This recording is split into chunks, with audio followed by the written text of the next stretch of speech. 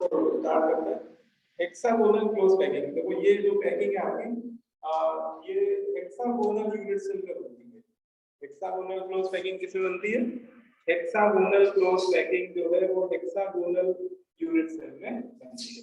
इसमें unit cell cube नहीं है, अब यूनिट सेल चेंज हो गई है, अब हमारी यूनिट सेल है हेक्सागोनल। ठीक है, क्लियर? अब देखिए, तो इसमें पहला पॉइंट तो ये लिख लीजिए कि इस पैकिंग में यूनिट सेल क्या है, तो यूनिट सेल हमारा है हेक्सागोनल यूनिट सेल। ठीक है, इस पैकिंग में क्यूब हमारा यूनिट सेल नहीं है ना बेटा। क्यूब में तीन ही तरह की पैकिंग होती है, वो पढ़ गई है ना। तो अब हम लोग हेक्सागोनल यूनिट सेल की बात कर रहे हैं। और हेक्सागोनल में क्लोज पैकिंग कैसे होती है? हेक्सागोनल में हम लोग जो पढ़ रहे हैं, कौन सी पैकिंग पढ़ रहे हैं? क्लोज पैकिंग है ना, इसी को शॉर्ट में एससीपी बोलते हैं, हेक्सागोनल क्लोज पैकिंग। तो इसमें लैटिसाइड का पहले हमें आइडिया होगा कि लैटिसाइड क्या है। तो देखो, लैटिसाइड में सबसे पहले बोलते हैं कि हेक्सागोन के ईच कॉर्नर्स पे एटम प्रेजेंट होते हैं, है ना। एटम कहां प्रेजेंट होते हैं? Each corner. ठीक है, देखो साथ साथ डायग्राम भी बना लीजिएगा मेरे साथ साथ। देखो इधर साइड में मैं डायग्राम भी बना रहा हूँ, जिससे आपको क्लियर हो आ जाए कि कहां कहां पे एटम बैठाने हैं अपन लोग।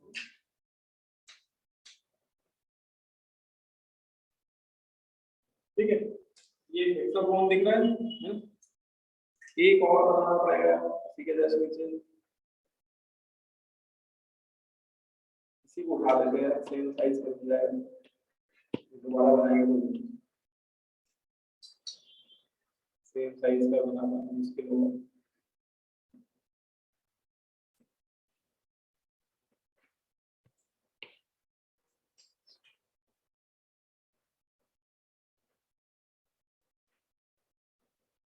ठीक है, तो ये मैंने दो हेक्सागोन यूनिट सेल बनाई। अब इनके करेस्पॉन्डिंग कॉर्नर आप क्या करो? कनेक्ट करो। ठीक है, देखो कैसे, ये वाला कॉर्नर इस वाले कॉर्नर से कनेक्ट करो। ठीक है, ये वाला इससे कनेक्ट हो जाएगा, ये वाला इससे कनेक्ट हो जाएगा, ये वाला इससे कनेक्ट हो जाएगा, ये वाला पूरा इधर कनेक्ट हो जाएगा। हाँ, थोड़ा सा साइड से निकाल देना तो दिख गया। तो दिख गया ये हेक्सागोनल यूनिट सेल। ठीक है, अब इसमें हम लोग को करना है, इसको क्लोज पैक करना है ना। इस हेक्सागोनल यूनिट सेल को हम लोग को क्या करना है? क्लोज पैक करना है। तो क्लोज पैकिंग में एटम्स की लोकेशन क्या क्या होंगी? तो आप क्या करिए, इसका जो सबसे टॉप और बॉटम वाला फेस है, ठीक है, जो इसका हेक्सागोनल फेस है, ये दोनों फेस जैसे हम लोग एफसीसी मैट्रिक्स में नहीं पढ़े थे कि एक सेंटर पे रखा था, बाकी चार छह एटम कॉर्नर पे, सिर्फ वैसे एक एटम। ठीक है, ये एक एटम बैठा हुआ आप वहां पे फेस सेंटर पे, और बाकी एटम कॉर्नर। ठीक है, एटम थोड़े से बड़े बड़े बनाइए तो ज्यादा सही लगेगा।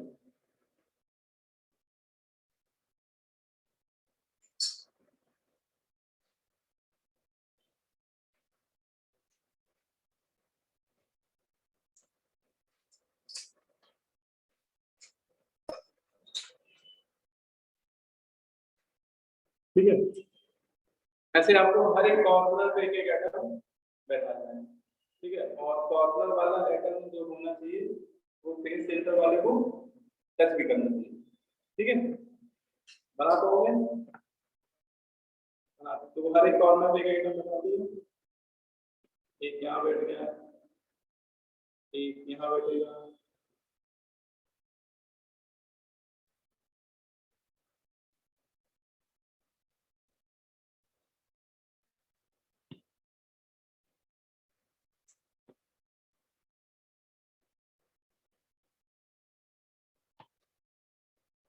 एक इधर बैठा दो।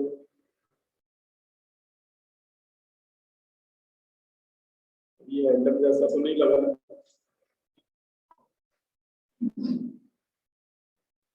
अब वही है ना कि इतना अच्छा रहेगा, बना बना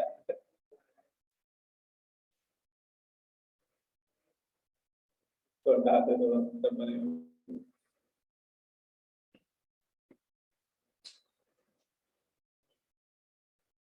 तो भाई वैसे ब्लैक बोर्ड में पढ़ाओ तो अच्छा बनता है, बिल्कुल परफेक्ट डायग्राम बनता है, इसमें फिसलता है ये बड़ा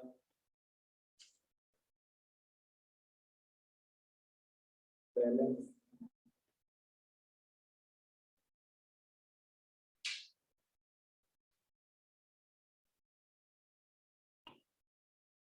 है ना, यहाँ वाला थोड़ा छोटा होता है।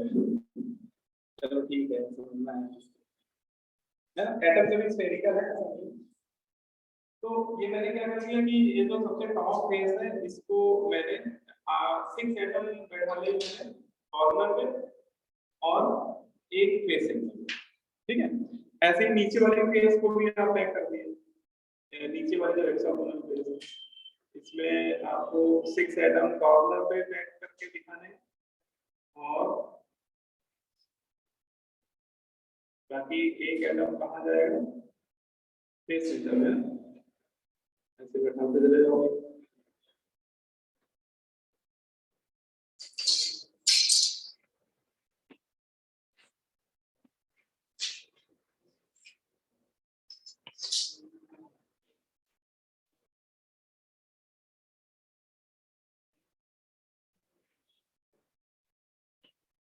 ठीक है, बन गया। और ये आपस में भी टच करने चाहिए भाई,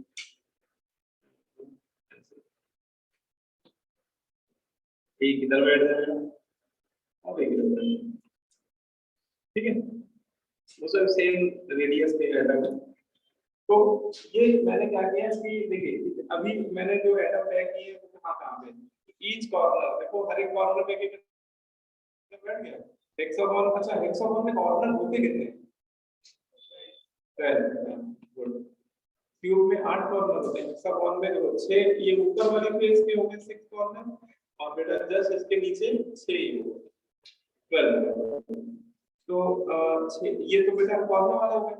और फिर दो एटम ऐसे हैं देखो, 2 एटम है अल्टरनेट फेस है, 2 एटम देखो ये वाले और ये वाले, ये अल्टरनेट फेस सेंटर पे आके बैठे हैं, है ना, ये वाला एटम और उसी के सामने वाले फेस पे ये बैठा है, हाँ। तो ये 2 एटम कहाँ बैठे हैं, अल्टरनेट फेस सेंटर, वो जो हेक्सागोनल वाली फेस है उसी के सेंटर पे लोकेटेड है। लेकिन अभी भी क्लोज पैक नहीं हुआ है, इसमें 3 एटम और आके बैठे हैं और वो 3 एटम आप समझ रहे हो, ये इस तरह के 3 एटम जो आपस में क्या बना रहे होंगे, इक्विलैटरल ट्रायंगल, है ना। 3 एटम आपस में क्या बना रहे हो, इक्विलैटरल ट्रायंगल, और वो जाके कहाँ बैठेंगे, ये इसकी बल पे आके बैठेंगे, छोटे नहीं इतनी बड़े, ठीक है। तो 3 एटम और हैं और वो उन एटम के सेंटर अगर आपस में ज्वाइन करो तो क्या वो बना रहे हैं, दे में इक्विलैटरल ट्रायंगल, ठीक है। तो ये बल्ब में बैठाना है इसको बल्ब में बैठा देंगे। अब वही कि वो डायग्राम इतने बड़े बड़े एटम पहले ही से दिखा दिए तो सेम साइज के एटम दिखाना उतना उचित नहीं रहेगा, उतना समझ में फिर आएगा भी नहीं। तो हमने 3 एटम छोटे छोटे बैठा दे रहा हूँ, लेकिन छोटे एटम बैठाने का मतलब ये नहीं कि वो छोटे ही है, वो है सेम साइज के, ठीक है। और वो आपस में क्या बना रहे हैं, इक्विलैटरल एंगल बना रहे हैं, आप लोग बनाना चाहो तो बड़े बना देना, मतलब आप हो सकता है कॉपी में आप बढ़िया बना लो डायग्राम, और कॉपी में और अच्छा डायग्राम बन जाता है ना, कॉपी में डायग्राम और बेटर आप बना सकते हो। लेकिन अब यहाँ जगह की कमी है, जितना है स्पेस उसी को हम लोग को यूटिलाइज करना है। हाँ, एक और बैठा दिया, ठीक है। ये 3 एटम बेटा सेम साइज के हैं, मैंने छोटे जरूर दिखाए हैं लेकिन बड़े डायग्राम बनाना पॉसिबल नहीं है, ठीक है।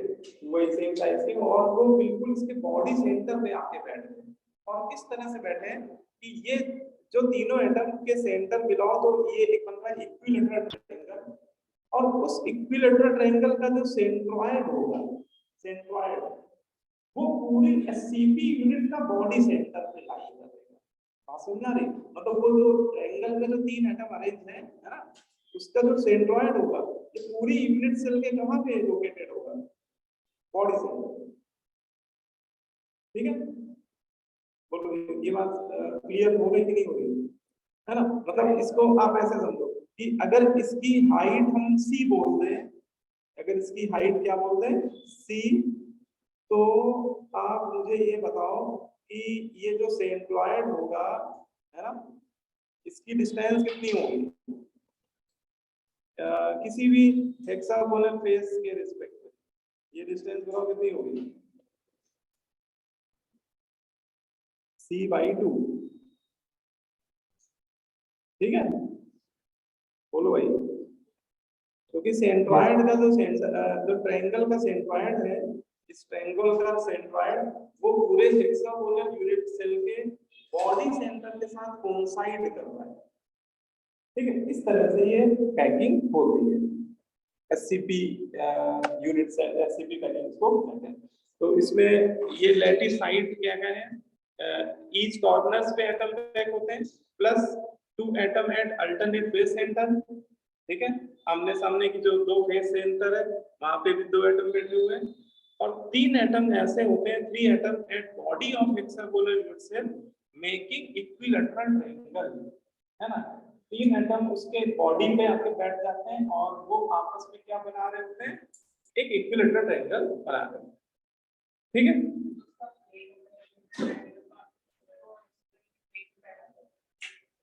हाँ बिल्कुल, उस इक्विलैटरल ट्रायंगल का प्लेन होगा वो हेक्सागोनल प्लेन के पैरेलल होगा, बिल्कुल सही कह रहे हैं, करेक्ट। क्लियर हो गई? बोलो। ये बात समझ में आनी चाहिए क्योंकि आगे की जितनी भी कहानी वो इसी से रिलेट होने वाली है ना। तो एससीपी पैकिंग में समझ में आ गया एटम कहाँ कहाँ पैक होते हैं, E6 corner, 2 face centre alternate वाले, और 3 एटम उसके बल्क में बैठ गए और वो आपस में क्या बना रहे हैं, एक इक्विलैटरल ट्रायंगल, और उस इक्विलैटरल ट्रायंगल का सेंट्रॉयड उस पूरे हेक्सागोनल यूनिट सेल के बॉडी सेंटर के साथ कोइंसाइड करता है। इस तरह से वो पैकिंग हो रही है ना। आदित्य समझ आएगा? अब इसका जेड निकालना है हम लोगों को, है ना। तो बताओ भाई, एक एक को पकड़ते हैं। पहले ये बताओ कि ये जो कॉर्नर में एटम बैठे हैं, तो बताओ एक कॉर्नर से एक एटम का ये कंट्रीब्यूशन कितना आ रहा होगा? 1/6 आ रहा होगा। गुड, ये बताओ, इसमें किसी को डाउट होगी ये सर 1/6 कैसे आया? बताओ कैसे आया?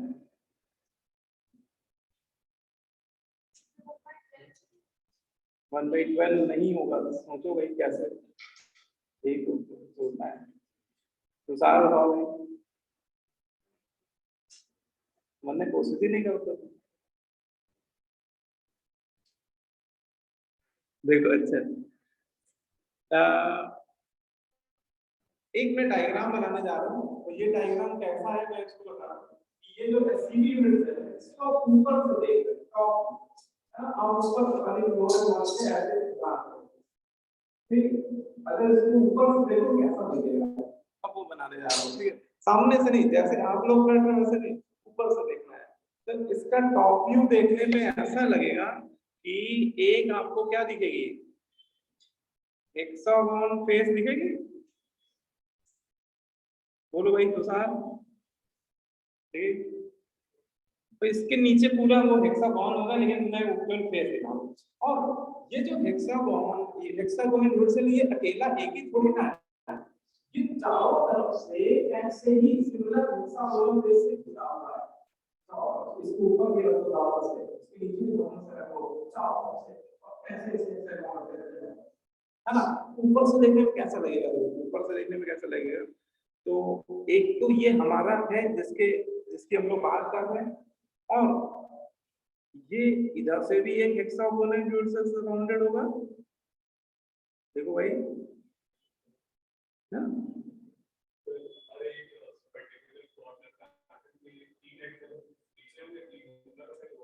हाँ बस तो आ गया सब, यही तो बात है जो समझ नहीं है, हाँ? ऐसा दिखेगा। अच्छा, ऐसे और भी होंगे बहुत सारे, लेकिन हमारा जो फोकस है वो यहाँ पे लगे एटम पे। इस कॉर्नर पे एक एटम बैठा हुआ है जो अपन लोगों का, जो ये हम लोग इस यूनिट से बात, तो वो इसका क्या है, कॉर्नर है ना। और यहाँ पे जो एटम बैठा हुआ है, अभी ये कितने हेक्सागोनल यूनिट सेल के लिए कॉमन है इस समय?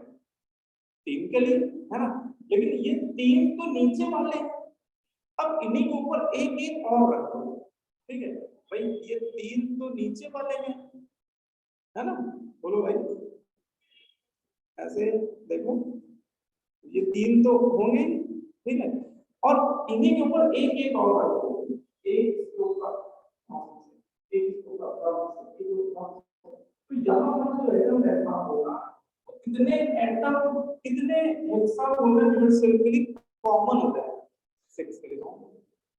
इसका मतलब हर एक हेक्सागोन के अंदर वो इक्वली कंट्रीब्यूट करेगा और उसका कंट्रीब्यूशन कितना होगा? 1/6, है ना? तो 3 तो ये हो गए, है ना? और इन्हीं के ऊपर एक एक इसके ऊपर बैठ जाएगा हेक्सागोनल, एक इसके ऊपर, एक इसके ऊपर। तो यहाँ पे रखा हुआ atom total 6 hexagonal unit cell के लिए क्या हो जाएगा? कॉमन हो जाएगा। बोलो भाई, नवीन समझ आ रहा है? क्लियर है? तो हम लोग आगे से मतलब कि तो कोई न्यूमेरिकल भी करेंगे तो ध्यान रखेंगे कि हेक्सागोन के कॉर्नर से एक एटम का कंट्रीब्यूशन 1/6 आता है, क्योंकि हेक्सागोन यूनिट सेल का कॉर्नर अपने सराउंडिंग में 6 हेक्सागोनल यूनिट सेल के लिए कॉमन होता है ना? ठीक। अब कितने कॉर्नर हैं टोटल? तो सही 12 तो मल्टीप्लाई में 12 कर दिया, कितना कंट्रीब्यूशन तो कॉर्नर के रिस्पेक्ट में आ जाएगा। अब देखो, लेकिन दो एटम ऐसे जो फेस सेंटर पे बैठे हुए हैं, ये वाला, ये वाला, इसके रिस्पेक्ट में कितना कंट्रीब्यूशन आएगा? हाफ आएगा, है ना? क्योंकि एक फेस तो दो ही हेक्सागोन के लिए कॉमन होगी, तो हाफ, और दो ही फेस पे तो है ऐसे, इनटू 3 इनटू 2, और प्लस 3 एटम तो उसके बल्क में पूरे पूरे अंदर ही आ गए। इसका मतलब +3 मुझे और करना पड़ेगा। टोटल कितना आ गया? 6 आ गया। तो ये तरीका है एससीपी यूनिट सेल का जेड निकालने का। इसको नोट कर लिया आप लोग, है ना? तो एससीसी में आया था 1, बीसीसी में कितना आया था? 2, एफसीसी में निकाला तो कितना आया? 4, और एचसीपी में निकाला तो आ गया 6। तो ये याद रखिएगा, 1 2 का 4 फिर 6, 1 2 4 6। ये क्या है? हाँ, हाफ जो लिया मैंने वो फेस सेंटर वाले एटम से लिया, क्योंकि फेस सेंटर पे जो एटम लोकेटेड होगा उसका आधा एटम इस यूनिट सेल के अंदर आ रहा होगा और आधा इसके ऊपर वाली यूनिट सेल में जा रहा होगा, है ना? ठीक है, क्लियर? तो ये हो गया।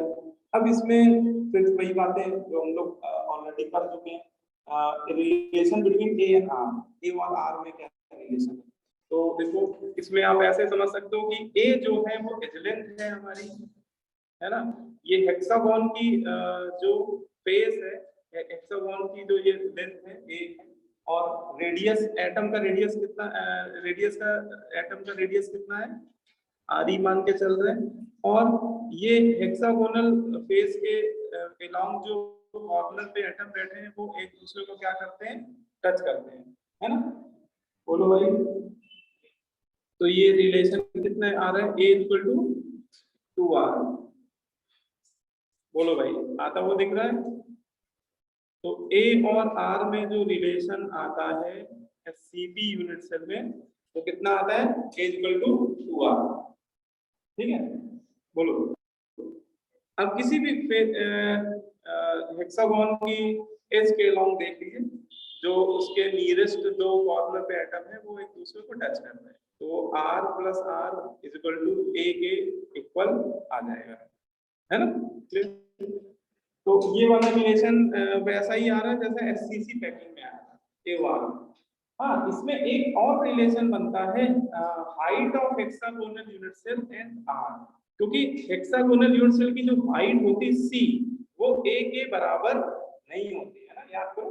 हेक्सागोनल में ए बराबर बी तो होती है, बट नॉट इक्वल टू सी। तो यहाँ पे एक और रिलेशन बनता है, हाइट ऑफ हेक्सागोनल सेल और आर, एटम की रेडियस में एक रिलेशन और बनता है, सी ओ आर में। ठीक है, और ये मैं पहले आपको फॉर्मूला बता देता हूँ, मतलब ये रिलेशन क्या बनता है। देखो लिख लीजिए C is equal to 4R square root of 2/3। C और R में जो रिलेशन आता है हेक्सागोनल यूनिट सेल में, वो रिलेशन ये आता है C is equal to 4R root 2/3। ठीक है, अब आप लोग ये आएगा, ये एक सिंपल मैथमेटिक्स है, ठीक है। और ये आज आपका होमवर्क भी है। क्या ये फॉर्मूला, ये रिलेशन आया कैसे इस हेक्सागोनल यूनिट सेल में, C और R में ये रिलेशन कैसे आ रहा है ना। इसका एक सिंपल मैथमेटिक्स है, मैं थोड़ा सा हिंट दे रहा हूँ, आप लोग इसको ट्राई करें तो आ जाएगा। आप क्या करिएगा, ये जो ऊपर एटम है, ये जो फेस सेंटर पे है ना, इसके सेंटर से एक आप परपेंडिकुलर नीचे सीधे, नाक की सीध पे नीचे आना, बिल्कुल सीधे ड्रॉ करना, तो आपको क्या मिलेगा, वो इक्विलैटरल ट्रायंगल का सेंट्रॉइड मिल जाएगा। और इसकी पूरी लेंथ कितनी है, C/2। फिर क्या करना, ये जो तीन एटम बैठे हुए हैं है ना, इनमें से किसी एक एटम से एक टेंजेंट ड्रॉ करना। टेंजेंट ड्रॉ नहीं कराएंगे तो हम लोग परेशान हो जाओगे, तो बड़ा डायग्राम बनाएंगे। देखो एक तो ये पूरी डिस्टेंस कितनी होगी, C/2। अब आप क्या करो, देखो यहाँ से लेकर यहाँ तक C/2। अब किसी एक एटम के सेंटर से इसको आप ज्वाइन कर देना, ऊपर वाले फेस सेंटर के एटम को, ठीक है। ये डिस्टेंस जानते हो कितनी होगी ना, ये C/2, ये आइसोमेट्रिक होगी, लेकिन ये कितनी होगी हम आपको बताते हैं। इसमें एक आपको पॉइंट ये पहले बताते हैं, ये जो तीन एटम है, ये जो तीन एटम आप देख रहे हैं ना, ये ऊपर वाला जो फेस सेंटर वाला है, ये तीनों को टच कर रहा होगा। अब कहोगे कैसे टच कर रहा होगा, ये देखो ये तीन एटम ऐसे, और ऊपर वाला फेस सेंटर वाला ऐसे बैठा होता है। ये वाला वो ऊपर वाला हेक्सागोन का फेस सेंटर वाला, और उसी के जस्ट नीचे है ये तीन एटम आ जाते हैं। तो ये एटम इन तीनों को टच कर रहा होता है। तो आप बताओ कि इसके सेंटर से इसके सेंटर का डिस्टेंस कितना होगा, इसके सेंटर से किसी इसके सेंटर का डिस्टेंस 2r है ना, तो ये कितना आएगा 2r है ना। और इसके सेंटर से इसका सेंटर कितनी डिस्टेंस में है, C/2, और ये 2r। अच्छा थोड़ा एक बार समझ लो, बाकी डेरिवेशन तो खुद ही कर लो, है ना। बोलो भाई, ये C/2, ये वाली लेंथ 2r, क्योंकि ये मुन्ना भाई इस मुन्ना भाई को टच कर रहा है, और वो छोटा दिखाई दे नहीं कर रहा है, मतलब छोटे वाले छोटे एटम बनाने में लग रहा है कि नहीं टच कर रहा है, लेकिन रियलिटी होती है वो टच करता है, ठीक है ना। और अब ये डिस्टेंस बताओ कितनी होगी, अगर ये सेंटर से इसका सेंट्रॉइड कनेक्ट करना है, ये r से थोड़ी ज्यादा होगी। वो क्यों ज्यादा होगी, समझ रहे हो।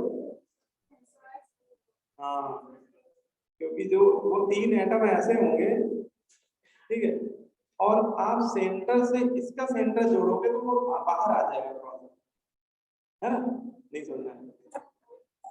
तो ये देखो, इसके सेंटर से सेंट्रॉइड का ये डिस्टेंस क्या r है, तो आपको बताओ r से थोड़ी थोड़ा सा ज्यादा, वो बहुत ज्यादा नहीं है, थोड़ा ज्यादा है, लेकिन वो r से थोड़ा ज्यादा r नहीं है ना। इस एटम के सेंटर से ये सेंट्रॉइड की ये डिस्टेंस क्या होगी, एग्जैक्ट r होगी। वो तो एटम से बाहर आना पड़ेगा ना मुझे, जब मैं ज्वाइन करूंगा, तो r से थोड़ी ज्यादा होगी। और ये एक राइट एंगल ट्रायंगल बनता है, ध्यान से इसमें पाइथागोरस लगाना, तब आपका बनेगा, ठीक है। तो ये कर लेना, आ जाएगा, ये इतना आएगा, कितना, इसको फिर टाइम मारना होता है सभी लोगों को, है ना।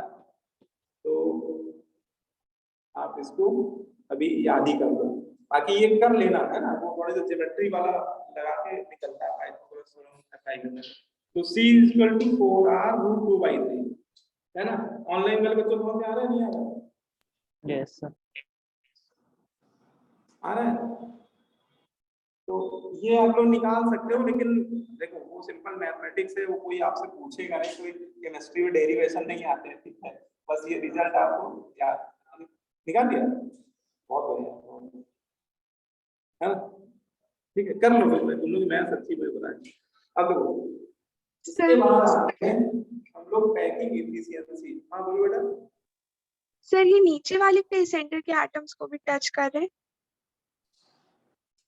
तो कौन कौन सा? सर जैसे जो ऊपर वाला एक फेस सेंटर पे एटम है सर, एक नीचे वाला है सर, ये जो एटम्स ट्रायंगल बना रहे हैं उसको भी टच करे नीचे वाले फेस सेंटर पे? हाँ हाँ हाँ, ये जो 3 एटम है ये आपस में तो टच कर ही रहे हैं, और ये जो फेस सेंटर वाला एटम है ना ये जस्ट इसके ऊपर बैठा हुआ है, तो ये फेस सेंटर वाले को टच करते हैं। ऐसे ही ये नीचे वाले फेस सेंटर को भी टच करते हैं, है ना। सर कॉर्नर्स वाली? ये वाला दिखा देता हूँ मॉडल, तब समझ में आएगा।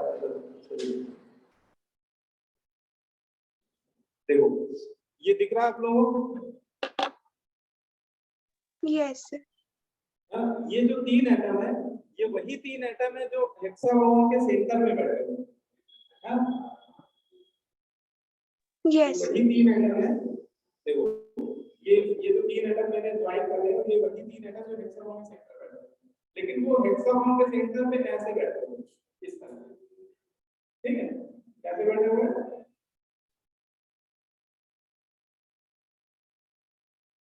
पढ़ गया जाएगा। तो ये जो 3 एटम है ये हेक्सागोन के सेंटर में बैठे हुए हैं, ठीक है, सेंट्रॉइड में, ठीक है। और इसके ऊपर एक हेक्सागोनल फेस है, और उस हेक्सागोनल फेस के सेंटर में जो एटम होता है वो इन तीनों को टच कर रहा होता है। ये जो ग्रीन कलर का एटम है वो ऊपर वाली जो हेक्सागोनल फेस है उसके फेस सेंटर पे बैठा हुआ है, ठीक है। और इसके नीचे भी एक हेक्सागोनल फेस है, तो इसके नीचे वाला भी इन तीनों को टच कर रहा होता है। मतलब वो हेक्सागोन के फेस सेंटर वाला एटम इन ऊपर वाला भी इन तीनों को टच कर रहा है, और जो नीचे वाली फेस है हेक्सागोन की उस पे लगा एटम भी इन तीनों को टच कर रहा होता है। बोलो यस। अब वो 3D डायग्राम में थोड़ा विजुलाइज करेंगे तो और बेटर समझ में आएगा, ठीक है। सर कॉर्नर वाले एटम्स को टच करेंगे? नहीं कॉर्नर वाले को नहीं कर पाएगा, ये हट गया क्या?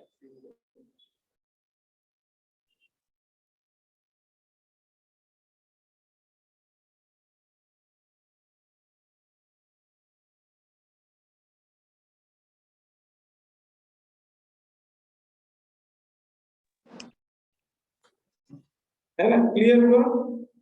Yes sir. अभी कुछ 3D डायग्राम और दिखा दूंगा मैं तो और क्लियर हो जाएगा, ठीक है। बोलो भाई, एक आपको दिखाता हूँ डायग्राम, एनसीईआरटी का ही है।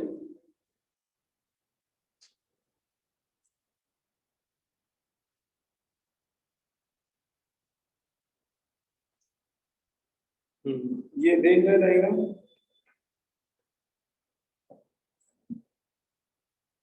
ये एक्चुअली इसने लेयर वाइज दिखाया है, तो वो एससीपी यूनिट सेल को ही दिखाया है।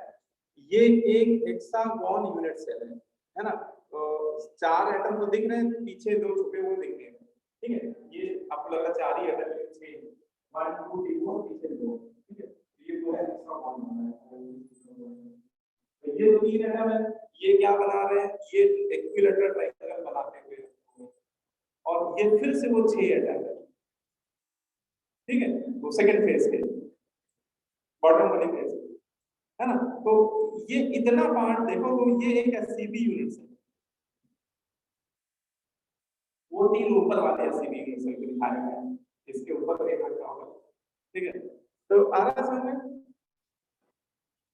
हाँ ये देखो इधर दिखा दिया है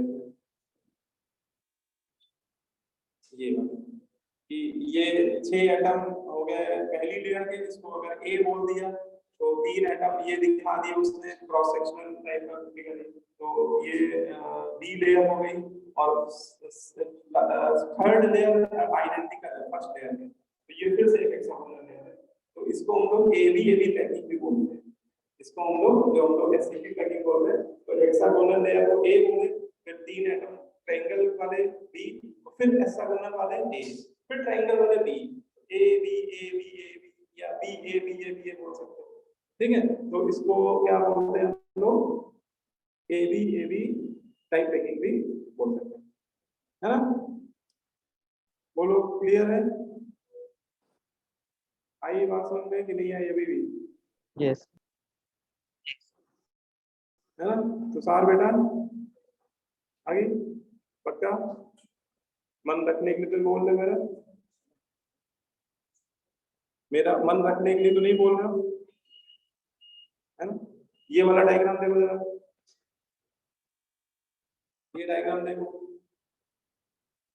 एक्चुअली वो ऐसा है ना, लेकिन उसको थोड़ा सा एक्सप्लोडेड डायग्राम दिखा दिया है कि ये पहली लेयर हेक्सागोन की 14 इक्विलेटरल ट्रायंगल वाले, फिर वो हेक्सागोन, अब दूर दूर करके दिखा दिया, तो ये पहली लेयर हो गई, दूसरी लेयर हो गई, तीसरी लेयर, ठीक है, सेपरेट करके दिखाया है ना। तो थोड़ा सा वही है कि सारे 3 डायमेंशनल फिगर है तो उनको 3D में ही समझोगे। ये इसका डेरिवेशन है जो मैंने आपको होमवर्क दिया है, ये सीट में डेरिवेशन दिया हुआ है, तो अगर कहीं कंफ्यूज हो ना तो हेल्प ले सकते हो। वैसे आप, मैं कहूँगा इसको मत देखना, बिना देखे करना, ठीक है ना। देखोगे तो टेंशन में होगे, अब तो वही है, फिर फायदा क्या है, ठीक है। चलो वैसे वो रिजल्ट याद कर लो, ये रिजल्ट याद रहेगा तो कोई दिक्कत वाली बात नहीं, डेरिवेशन आपसे कोई पूछने वाला नहीं है, ठीक है। वो बस आत्म संतुष्टि के लिए कि आप कर लोगे तो आपको क्लियर हो जाएगा। इसके बाद नेक्स्ट है पैकिंग एफिशिएंसी। पैकिंग एफिशिएंसी का वही पुराना फॉर्मूला, ठीक है। पहले हम लोग न्यूमरेटर में क्या लेंगे, volume occupy by net atoms, ठीक है, divided by volume of SCP into 100, ठीक है। तो ये आपका फॉर्मूला होगा। एक बार जल्दी से बताओ कितना है, चलो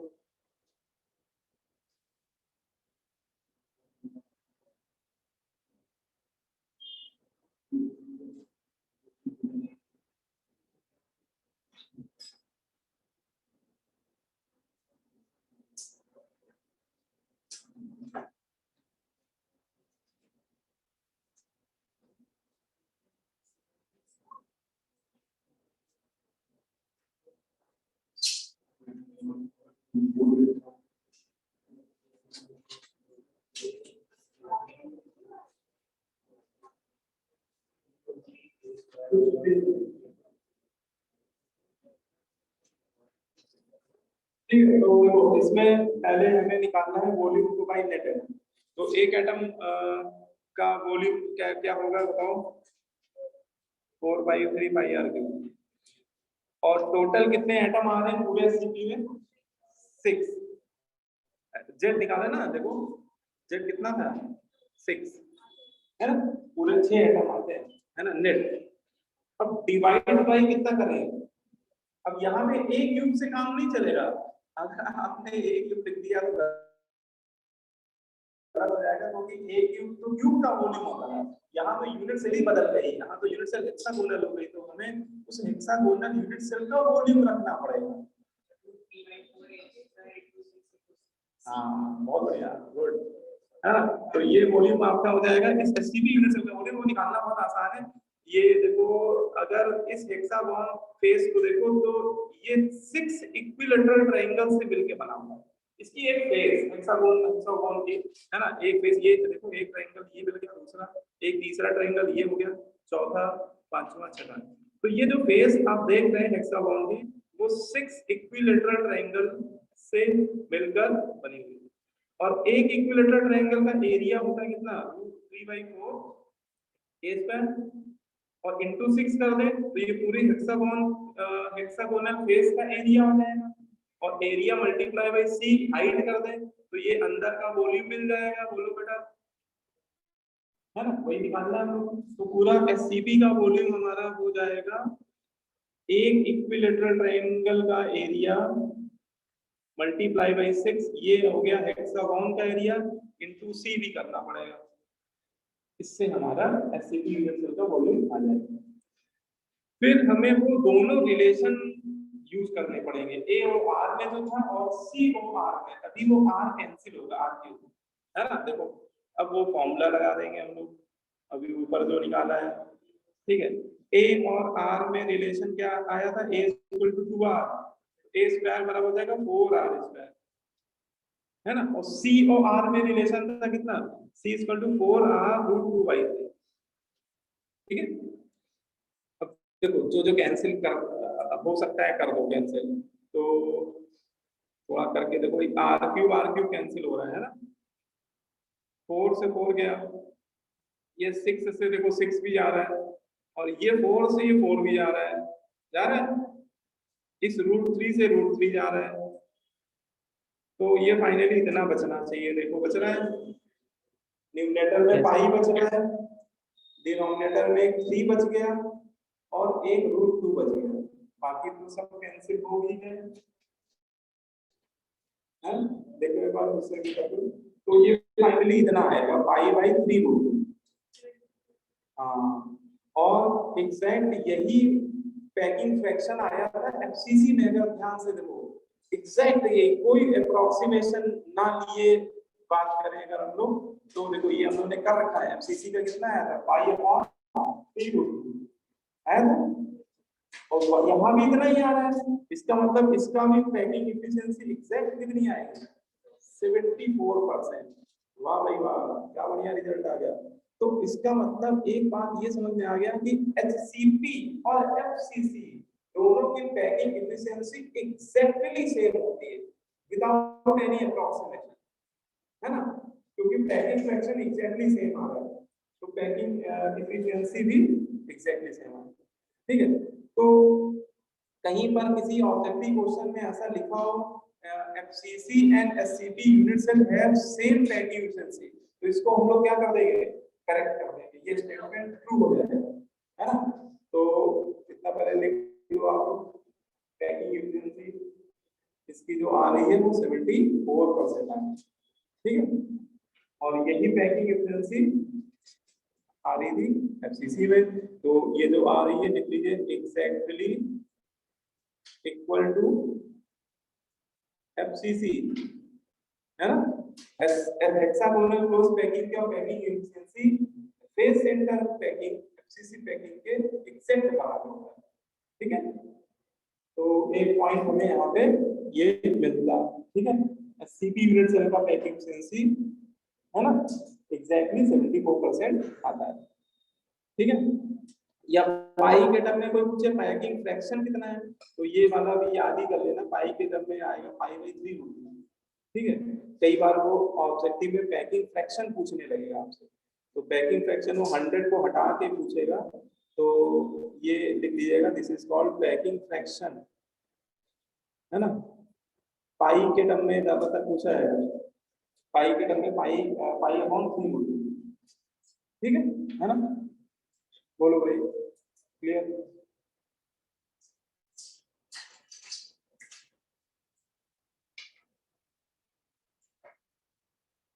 है, चले आगे बढ़े। आज आदित्य नंबर 2 नहीं आया लगा, उधर जाता है, आदित्य यादव नाम है उसका,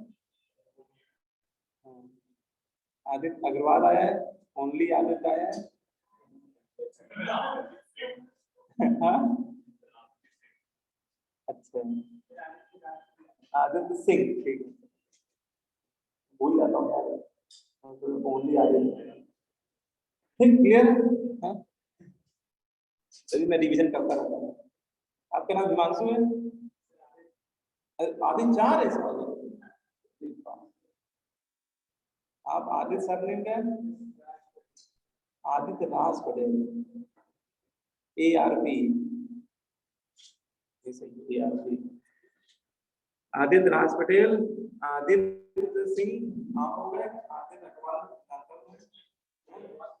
यस अग्रवाल, यस आदित्य अग्रवाल कोई नहीं, अच्छा आप हैं आदित्य, हाँ 4 आदित्य हो गए, आदित्य अग्रवाल और आदित्य सिंह, आदित्य राज पटेल और आदित्य आप आदित्य अग्रवाल को यस अग्रवाल,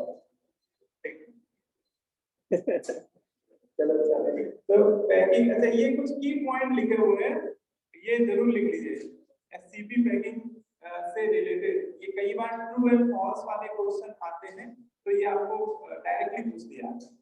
तो ये पहला पॉइंट है, FCC and SCP with unit cell have same packing efficiency, दोनों की पैकिंग एफिशिएंसी क्या होती है, सेम होती है, ठीक है ना?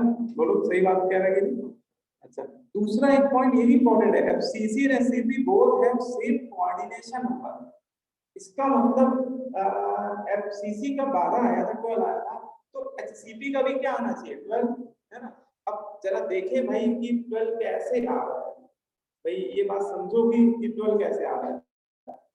उसके लिए क्या करो, ये डायग्राम देखो, इसमें ये जो फेस सेंटर का एटम है ना, ये इसको अपना टेस्ट एटम मान लो, ये हम लोग का क्या है, हाँ ये बलि का बकरा है, ये है हमारा टेस्ट एटम, इसको पकड़ लो आप देखो ये अपनी फेस में कितने एटम को टच करना है ना? अपनी हेक्सागोनल फेस में 6 को टच करना है, अपने नीचे वाले प्लेन में इन तीनों एटम को टच कर रहा है, ये जो इक्विलैटरल ट्रायंगल में बैठे हैं 6 3 9, और इसके जस्ट ऊपर वाले, इसके ऊपर भी एक यूनिट होगी, और उसके भी बॉडी सेंटर में ऐसे 3 मुन्ना भाई बैठे होंगे, तो उसका आधा हिस्सा तो ऊपर वाले यूनिट सेल में होगा ना, और वो ऊपर वाले यूनिट सेल के उन 3 एटम को टच कर रहा होगा।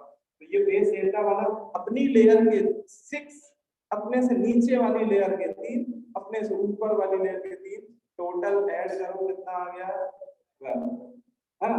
तो ये कोऑर्डिनेशन नंबर एग्जैक्ट एफसीसी के बराबर आ रहा है, ठीक है? एफसीसी में 12 आया था, नहीं आया था, उसमें 12 थोड़ा अलग तरीके से आया था, उसमें अपनी फेस के 4, अपने से आगे वाली फेस के 4, उसके पीछे वाले फेस के सेट वो फेस सेंटर के 4, तो पीछे वाले फेस सेंटर के 4 4 4 4 12, इसमें 6 3 3 12, है ना? टोटल सेम आ रहा है, लेकिन आने का तरीका अलग है, तो अगर कहीं पे ये स्टेटमेंट लिखा हो FCC and SCP both have same coordination number, तो ये भी करेक्ट हो जाएगा, है? ये स्टेटमेंट भी क्या हो जाएगा, करेक्ट हो जाएगा, ठीक है? फिर अब वो लेयर अरेंजमेंट के हिसाब से बात करें, ये भी तुम लोग को डायग्राम में समझ में आ गया था, फिर से एक बार समझ लो कि जो आप इसको अगर ऊपर से देखो, टॉप व्यू देखो इसका, तो सबसे ऊपर आपको एक हेक्सागोनल टाइप की लेयर मिलेगी, इस लेयर के पैटर्न को अगर हम लोग ए टाइप बोलते हैं, इस लेयर के पैटर्न को ए टाइप बोलते हैं, तो इसके नीचे जो दूसरा ये जो इक्विलैटरल ट्रायंगल बनाते हुए 3 एटम है, उसका पैटर्न डिफरेंट है, वो एटम ए लेयर के एटम बी लेयर के एटम के साथ कोइंसाइड नहीं कर रहे, उनके सेंटर कोइंसाइड नहीं कर रहे, तो बी बोलना पड़ेगा, लेकिन तीसरी लेयर फिर से कैसी है, ए टाइप की है ना?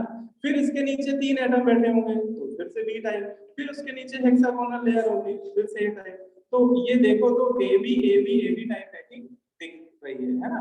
तो इसको लेयर अरेंजमेंट के बेसिस पे A B dash type packing बोलते हैं, है ना?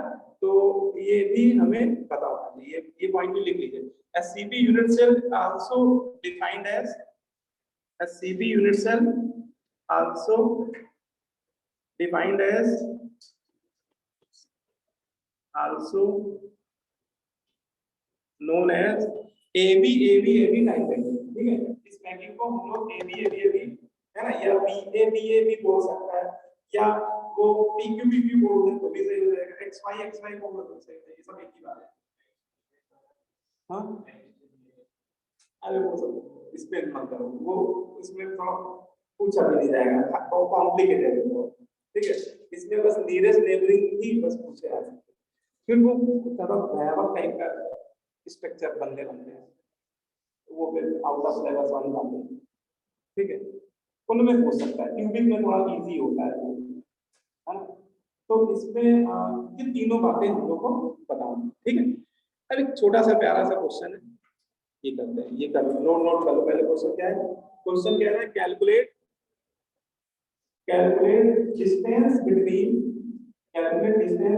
First and fifth layer in AB type packing, AB type packing मतलब एससीपी होता है ना?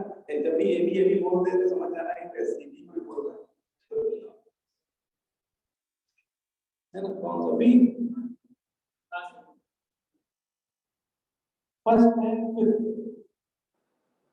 लेयर के बीच का डिस्टेंस पूछना है इसमें, तो बताओ भाई कितना आना चाहिए।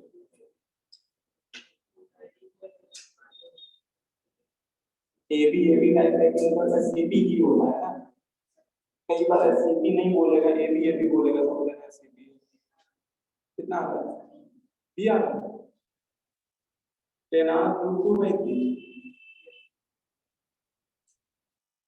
कुछ गड़बड़ कर रहे हो, पलक ने आंसर दे दिया, देखो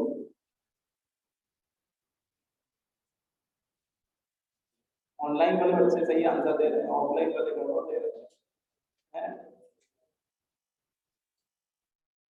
फर्स्ट एंड फिफ्थ लेयर बोला उसने, फर्स्ट और फिफ्थ लेयर। हाँ 8r√2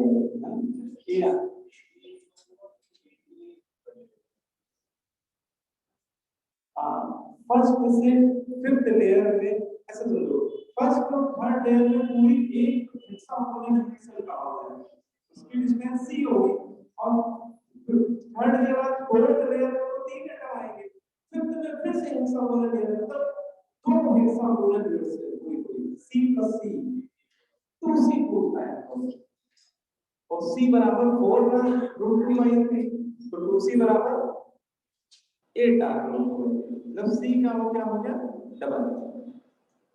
बोलो भाई, नहीं सर पहले डायग्राम बनाता हूँ, मैं डायग्राम बना दूंगा तो और क्लियर हो जाएगा, है ना।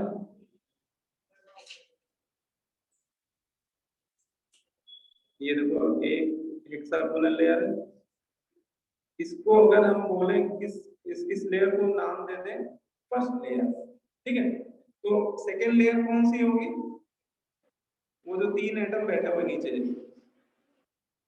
इक्विलेटरल ट्रायंगल में, वो सेकेंड लेयर हो जाएगी। फिर थर्ड लेयर में वो फिर हेक्सागोनल वाली लेयर, और एटम नहीं बैठा रहा हूं मैं, बहुत टाइम लगेगा उसको बैठाने में, और फोर्थ लेयर फिर से वो तीन एटम इक्विलेटरल ट्रायंगल वाले, और फिफ्थ लेयर में फिर से वो हेक्सागोनल लेयर आ जाएगी। तो इसका मतलब फर्स्ट लेयर से थर्ड लेयर के बीच का डिस्टेंस पूरा क्या होगा, c, और थर्ड से फिफ्थ का डिस्टेंस फिर से c हो जाएगा, है ना। तो पूरा पूरा कितना कवर हो गया, फर्स्ट से फिफ्थ का डिस्टेंस कितना हो जाएगा, c + c, है ना। देखो ये वाली डिस्टेंस फर्स्ट से फिफ्थ लेयर के बीच का डिस्टेंस, तो ये आ गया आपका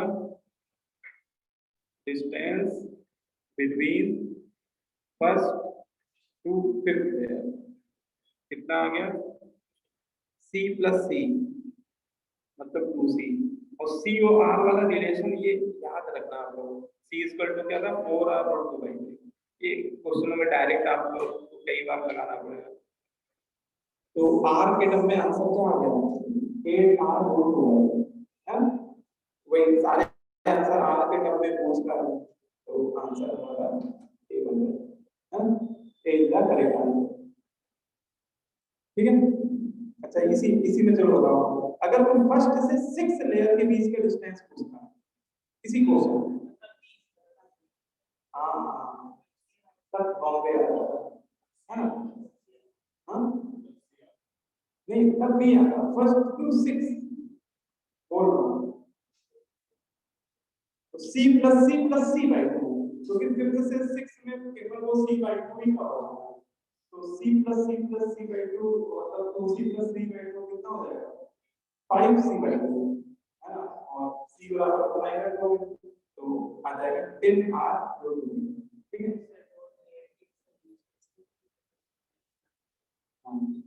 या फिर इसको ऐसे भी याद कर सकते हो कि एससीपी यूनिट सेल में दो दो कॉन्जुगेटिव लेयर के बीच की डिस्टेंस कितनी होती है, c/2, और वो c/2 इतना होता है 2r√2, है ना। तो फर्स्ट से फिफ्थ तक की तो पता ही चल गई थी, 8r√2/3, और इतना ही और नीचे आ जाओ, है ना, तो इसमें इतना और ऐड कर दो, ठीक है, 2r+√2/3, ठीक है, तो ये आपकी आ जाएगी 10r√2/3। ठीक है, वो सिंपल मैथमेटिक्स है, उसमें आप कैसे भी समझो, है ना, लेकिन समझ में आना चाहिए। ठीक है, बोलो भाई। अब ये क्वेश्चन बताएगा आदित्य राज सिंह, ARP, है ना। पढ़ो, सब करना सभी को है, लेकिन आंसर आदित्य देगा। ठीक है, बताओ क्या है, क्या होना चाहिए। क्वेश्चन है, select the correct statement about 3 dimensional SCP। आपसे 3 डायमेंशनल SCP यूनिट सेल के पूरे कौन से स्टेटमेंट सही है। पहला, number of atoms in SCP unit cell is 6, सही की गलत है।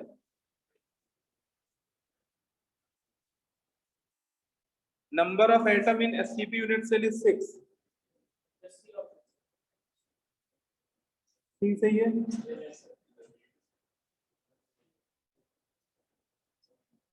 ये क्वेश्चन बताएं, MCQ है ये, more than may be correct वाला। देखो, पहला स्टेटमेंट बिल्कुल सही कह रहा है, ठीक है। अच्छा, ये आप लोग सॉलिड स्टेट में याद रखना कि जब भी वो आपसे किसी भी पैकिंग में बोले नंबर ऑफ एटम्स, तो इसका मतलब होता है वो इफेक्टिव नंबर ऑफ एटम पूछ रहा है ना। इस नंबर ऑफ एटम का मतलब वो एटम की काउंटिंग करने को नहीं बोल रहा है कि 6 ऊपर 6 नीचे 2 8 और 3 11, ना, ये नहीं कह रहा है। वो नंबर में इफेक्टिव हाइड होता है, छुपा हुआ होता है। सॉलिड स्टेट के जितने भी क्वेश्चन है, जब भी बोले number of atoms present in फलाना यूनिट सेल, तो वो नंबर ऑफ एटम मतलब एटम के नंबर को काउंट करने लगो। आप जेड निकालो, आपसे रैंक पूछ रहा है वो, है ना, इफेक्टिव नंबर ऑफ एटम पूछ रहा है। तो हम लोगों ने जेड निकाला था SCP का, तो कितना आया था, 6 ही आया ना। तो ये सही है स्टेटमेंट, बिल्कुल सही है। फिर बी बॉम्बे कह रहा है volume of SCP unit cell. अच्छा, ये मुझे तो याद है इतना, तो 24√2 है ना, ये सही है। लेकिन आप लोग चाहो तो निकाल दो। SCP यूनिट सेल का वॉल्यूम कैसे निकलेगा, area of hexagon, area of hexagon multiply by C, है ना। और हेक्सागोन का एरिया कितना, √3/4 A² इंटू 6 इंटू C। ठीक है, फिर वो रिलेशन यूज कर लो बेटा, R और A में रिलेशन क्या होगा, A=R, और C और R में क्या था, 2R√2/4। अब देखो 4 4 कैंसिल, और क्या क्या कैंसिल, √3 से √3 कैंसिल, तो ये कितना आ रहा है देखो। अच्छा हाँ, वो 4 होता है, सही करो, 4R√2/4। तो ये हाँ 6 इंटू 4 24 हो रहा है, न्यूमरेटर में 24, एक √2 बच रहा है R³। और ये भी अगर याद ही कर लो तो बढ़िया ही है। SCP यूनिट्स जैसे क्यूब का वॉल्यूम आप लोग को याद है, A³ होता है, ऐसे आज से आप एक ये और याद कर लो, SCP का वॉल्यूम होता है 24√2R³, 24√2R³। अब देखो, ये याद होते हैं ना, तो कई बार टाइम बच जाता है ना, फालतू में इतना काहे करूंगी। ठीक है, निकालने को तो निकाल ही लोगे, लेकिन इस सॉलिड स्टेट में ये कई बार आपको याद होगा, थोड़ा फ्रैक्शन में टाइम बचेगा तो थोड़ा बच जाएगा। C कह रहा है एम्प्टी स्पेस इन SCP, तो ये सही है ना, 74% तो ऑक्युपाइड होता है, तो बचा हुआ 26% खाली होता है, ये भी सही है, 3 सही हो गए। लास्ट वाला, base area of SCP unit cell. हाँ, बेस एरिया तो इतना होगा ना, हेक्सागोन का एरिया, ये देखो कितना आ रहा है, इतना ही आ रहा है। हाँ, 2 से कैंसिल हो रहा है। हाँ, अच्छा A=R भी तो है, ठीक है सर, आ जाएगा, है ना, A=R भी रखना पड़ेगा, बोलो। तो ये इसमें चारों स्टेटमेंट बेटा करेक्ट। MCQ टाइप क्वेश्चन है, एडवांस के पेपर में MCQ भी आते हैं, तो है ना, हम लोग को हर तरह के क्वेश्चन का प्रैक्टिस करना है, ऐसा नहीं। एक मैंने ये लिया हुआ है कंप्रीहेंशन 2006 में, 2006 एडवांस के पेपर में जेई वालों ने एक पूरा का पूरा कंप्रीहेंशन पूछा था इसी SCP यूनिट सेल पे। मतलब एक वो कंप्रीहेंशन मैंने हटा दिया, वो वही सब बकवास लिखी हुई थी, यूनिट सेल बना हुआ था, वो तुम तो पढ़ ही चुके हो। तो मैंने सीधे क्वेश्चन ले लिए उस कंप्रीहेंशन के। उस कंप्रीहेंशन के 3 क्वेश्चन पूछे थे। देखो, पहला क्वेश्चन था the number of atoms in SCP unit cell, तो 6 नंबर ऑफ एटम मतलब इफेक्टिव नंबर ऑफ एटम, वो इफेक्टिव छुपा हुआ होता है ना, वो आप लोग ध्यान रखना। सॉलिड स्टेट चैप्टर में नंबर ऑफ एटम का मतलब बेटा जेड होता है, और अभी हम लोग ने निकाला था एससीपी में नंबर ऑफ एटम कितने आए थे, 6 आए, तो आंसर हो गया बॉम्बे। सेकंड, अरे वॉल्यूम भी पूछ दिया, volume of SCP unit cell है, अभी ऊपर निकाला है 24 √2 r3, तो याद है तो बहुत बढ़िया, कटाकट टिक मार के आगे बढ़ जाओगे, है ना।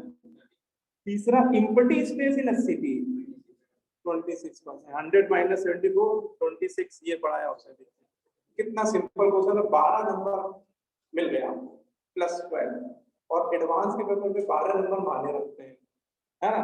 वहां तो एक एक नंबर पे हजार रैंक काफी ऊपर नीचे होती है ना। तो वही बता रहे हैं कि ये चैप्टर जब आप पूरा पढ़ लोगे तो आप इसमें एडवांस के पिछले 15-20 साल जितने भी आपके सीट में तो 10 साल के रहते ही हैं, और भी आप लगा के देखना, एडवांस तक के क्वेश्चन आप कर ले जाओगे, है ना। बहुत टफ नहीं बनते, जो थ्योरी है वही पूछा जाता है, लेकिन बस ये कि समझते रहिए हर एक बात को, ठीक है। मतलब ऐसी कोई चीज पूछी नहीं जाएगी जो आपने पढ़ी ना हो। अच्छा, ये आपके सेक्शन सी के क्वेश्चन है, ये अभी आज मतलब आज का होमवर्क है, मैंने ले लिया है इसमें। तो सेक्शन सी के क्वेश्चनों में काफी क्वेश्चन एससीपी यूनिट सेल के हैं, जैसे ये वाला एक क्वेश्चन है, ये अभी मैंने आपको करा दिया है, the shortest distance between first and fifth layer, कितना है था 8 r√2/3, ठीक है। वॉल्यूम ऑफ एससीपी अभी बता ही दिया आप लोगों को 24 √2 r3, है ना। अब देखो C4 पढ़ो जरा, बताओ क्या आंसर होगा। फ्रैक्शन ऑफ इम्पीडेंस में AB टाइप अरेंजमेंट इन 3D, AB मतलब SCP हुई होता है, तो ये आएगा 0.26, फ्रैक्शन पूछा है ना, तो 0.26। C5 बता दो, व्हाट इज द हाइट, ये हाइट की स्पेलिंग गलत लिखी हुई है ना, तो सही कर लेना, what is the height of an SCP unit cell, है ना, तो हाइट होती है C, है ना, और C बराबर क्या फॉर्मूला था, 4r√2/3, लेकिन ऑप्शन में वो एक एटम में पूछ रहा है, तो एक रिलेशन A = 2r भी होता है, तो इस हिसाब से आ जाएगा 2a √2/3, एक एटम में ये आ जाएगा, ये लिखा हुआ है C हो जाएगा ना, C हो जाएगा 2a√2/3, ठीक है, एक एटम में पूछ रहा है, बाकी ये FCC वाला तो पता ही चला होगा, ठीक है। तो आपकी सेक्शन सी लग गया, यही पे लग गया, और आधा होमवर्क तो मैंने करा दिया आपको, ठीक है ना। चलें फिर आगे बढ़े, ये नोट मत करो, ये सब ये सीट का ही क्वेश्चन है, इसलिए मैं नोट करने के लिए बोलूंगा, तो प्रैक्टिस के लिए मैं लिए। अब इसके आगे जो थ्योरी है वायर्स की है, ठीक है। तो वायर क्या होते हैं, सबसे पहले तो ये हम लोग को क्लियर होना चाहिए। तो वो वायर्स मतलब होते हैं एम्प्टी स्पेसेस, वायर का मतलब ही हम लोग बेसिक इंग्लिश वर्ड है ना, वायर्स मतलब जो खाली जगह है, एम्प्टी स्पेसेस को ही हम लोग वायर स्पेस बोलते हैं। और हम लोगों ने अभी 4 तरह की स्टैंडर्ड पैकिंग पढ़ा है, और चारों पैकिंग में खास बात है, किसी पैकिंग एफिशिएंसी 100% नहीं है ना, चाहे आप एससीसी पैकिंग की बात करें या बीसीसी, एफसीसी है और एससीपी भी पढ़ लिया, तो सब में कुछ परसेंट जगह क्या है, खाली है, खाली मतलब एम्प्टी है, वैकेंट है, और उन एम्प्टी स्पेसेस पे छोटे एटम स्मॉलर साइज के कटायन, जैसे जो आयनिक सॉलिड में कटायन होते हैं, वो आके पैक हो जाते हैं, और उन साइड को हम लोग वायर्ड स्पेस बोल देते हैं, उन साइड को क्या बोल देते हैं, वायर्ड स्पेस। तो यही यहाँ पे लिखा हुआ है, ये डेफिनेशन है सिंपल सी, एम्प्टी और vacant space generated in close packing are called void space. बोलते हैं कि जो क्लोज पैकिंग है, हम लोग के सिलेबस में एक्चुअली क्लोज पैकिंग पे ही वायर्ड स्पेस का डिस्कशन किया गया है, तो हम लोग उसी की बात कर रहे हैं। तो क्लोज पैकिंग में जो वायर्ड स्पेस रह जाते हैं, एम्प्टी स्पेसेस रह जाते हैं, उन्हीं को हम लोग यहाँ नाम दे रहे हैं वायर्ड्स, ठीक। अब आते हैं कि क्लोज पैकिंग होती कितनी तरह की है, तो क्लोज पैकिंग 2 तरह की होती है। अगर क्यूब में क्लोज पैकिंग की बात करेंगे तो वो होती है FCC, है ना। FCC कौन सी यूनिट सेल में बनती है, क्यूबिक यूनिट सेल में, क्यूबिक यूनिट सेल में क्लोज पैकिंग होती है, फेस सेंटर पैकिंग। लेकिन एक हम लोगों ने और पढ़ दी हेक्सागोनल यूनिट सेल में। हेक्सागोनल यूनिट सेल में क्लोज पैकिंग एससीपी। अच्छा, आपको लग रहा हो सर इसको क्यों क्लोज बोल दिया? तो देखो, जब 74% पैकिंग एफिशिएंसी क्यूब में आ रही थी तो हमने उसको क्या बोला, क्यूबिक क्लोज, उसको क्लोज पैकिंग माना क्यूब में। तो उतनी ही पैकिंग एफिशिएंसी जब एससीपी में आ रही है तो उसको भी हमें क्लोज मानना पड़ेगा, क्योंकि हम ऑलरेडी 74% वाले को क्लोज पैकिंग मान चुके हैं। इसलिए क्लोज पैकिंग दो तरह की हो गई, क्यूब में क्लोज एफसीसी और हेक्सागोनल में क्लोज एससीपी, है ना। जब भी किसी क्वेश्चन में क्लोज पैकिंग नाम लिखा हो तो आपके दिमाग में ये दोनों नाम आ जाने चाहिए। क्लोज पैकिंग मतलब समझ जाना कि या तो एफसीसी की बात हो रही होगी या एचसीपी की बात हो रही होगी, है ना, क्योंकि यही दो क्लोज पैकिंग हम लोग के सिलेबस में है। अब क्लोज पैकिंग फिर क्लोज पैकिंग वायर्ड कितने टाइप के होते हैं, क्योंकि हम लोग पढ़ने जा रहे हैं वायर्ड, ठीक है। तो क्लोज पैकिंग में वायर्ड को दो नामों से फर्दर क्लासिफाई किया था। क्लोज पैकिंग में दो तरह के वायर्ड बनते हैं, कौन कौन से? एक होता है टेट्राहाइड्रल वायर्ड और एक होता है ऑक्टाहाइड्रल वायर्ड। हाँ, समझा कि ये नाम है, उनके नाम से भी आगे समझ में आएगा कि क्या मतलब है। तो पहले तो ये समझना है कि जो क्लोज पैकिंग होती है, क्लोज पैकिंग दो तरह की होती है, वो तो क्यूब में होगी तो एफसीसी होगी और हेक्सागोन में होगी तो एससीपी होगी। और इन दोनों पैकिंग में 74% तो एटम ही ऑक्युपाई करते हैं स्पेस, बाकी 26% जगह खाली होती है। उन 26% में दो तरह के वायर्ड बनते हैं। उन 26% एम्प्टी स्पेस में दो तरह के वायर्ड जनरेट हो जाते हैं, जिनको नाम क्या देते हैं? एक वायर्ड को टेट्राहेड्रल वायर्ड बोलते हैं, टीवी शॉर्ट में। इसको कई बार क्वेश्चन में टी डॉट भी लिखा मिल सकता है, समझ जाना, टेट्राहेड्रल वायर्ड। और ऑक्टाहेड्रल वायर्ड को शॉर्ट में ओवी लिख देते हैं, ठीक है। तो एक बात यहाँ पे ये हम लोग को समझनी कि क्लोज पैकिंग में दो तरह के वायर्ड बन सकते हैं, आइदर टीवी और ओवी, टेट्राहेड्रल वायर्ड और ऑक्टाहेड्रल वायर्ड, ठीक है। अब आते हैं कि ये है क्या भला, ये टेट्राहेड्रल वायर्ड क्या है, ऑक्टाहेड्रल वायर्ड क्या है। अब वायर्ड की बेसिक जो थ्योरी है पहले उसको समझते हैं, ठीक है। तो यहाँ तक लिख दिया आप लोगों ने, टाइप ऑफ वायर्ड में लिख दिए, close type of wired in close packing, तो दो टाइप, टेट्राहेड्रल ऑक्टाहेड्रल, ठीक है। अब आते हैं एक एक करके समझेंगे। पहले बात करते हैं टीवी, टेट्राहेड्रल वायर्ड। तो टेट्राहेड्रल वायर्ड की खास बात होती है, सबसे मेन बात आपको पहले दिखा रहा हूँ, tetrahedral wired is surrounded by 4 sphere. एक टेट्राहेड्रल वायर्ड बनने के लिए 4 एटम की रिक्वायरमेंट होती है, क्योंकि एक टेट्राहेड्रल वायर्ड 4 एटम से सराउंडेड होता है। एक टीवी जो होता है वो 4 एटम से घिरा हुआ होता है, ठीक है। तो यहाँ पे फिलिंग द ब्लैंक्स में आपको क्या लिखना है? 4। अच्छा, ये नाम से भी समझ सकते हो, इसके नाम में टेट्रा वर्ड आ रहा है। टेट्रा का मतलब ऐसे ही क्या होता है? 4। तो यहाँ से भी इसको कनेक्ट कर सकते हो माइंड में कि टेट्राहेड्रल वायर्ड कोई पूछे कितने एटम से सराउंडेड होता है, तो बोल देना 4 एटम से सराउंडेड। 4 स्फीयर, स्फीयर एटम यहाँ पे सब 3D में है, तो एटम तो स्फेरिकल। हाँ, वही है। हाँ, इसका परफेक्ट रेगुलर ट्रीटमेंट। हाँ, उनके सेंटर मिलाने पड़ते हैं। तो इतिहास में अभी देखो डायग्राम से और क्लियर हो जाएगा। अब देखो ऑक्टाहेड्रल वायर्ड, बताओ कितने एटम से सराउंडेड होने चाहिए? तो यहाँ गड़बड़ हो जाता है, इसके नाम से तो आप करोगे तो गड़बड़ हो जाएगा। इसके नाम में ऑक्टा मतलब 8 आ रहा है, तो आपने वही बोल दिया 8। ये यहाँ तो चल गया, यहाँ नहीं चलता है, यहाँ पे 6 होता है। बोलते ऑक्टाहेड्रल वायर्ड 6 स्फीयर से सराउंडेड होता है। एक ऑक्टाहेड्रल वायर्ड तब बनता है जब 6 एटम पैक्ड होते हैं, क्लोज पैक्ड होते हैं, है ना। अभी वो डायग्राम से समझ में आएगा, तो यहाँ पे आप 8 मत लिखिएगा कृपा करके, यहाँ लिखिए 6, ठीक।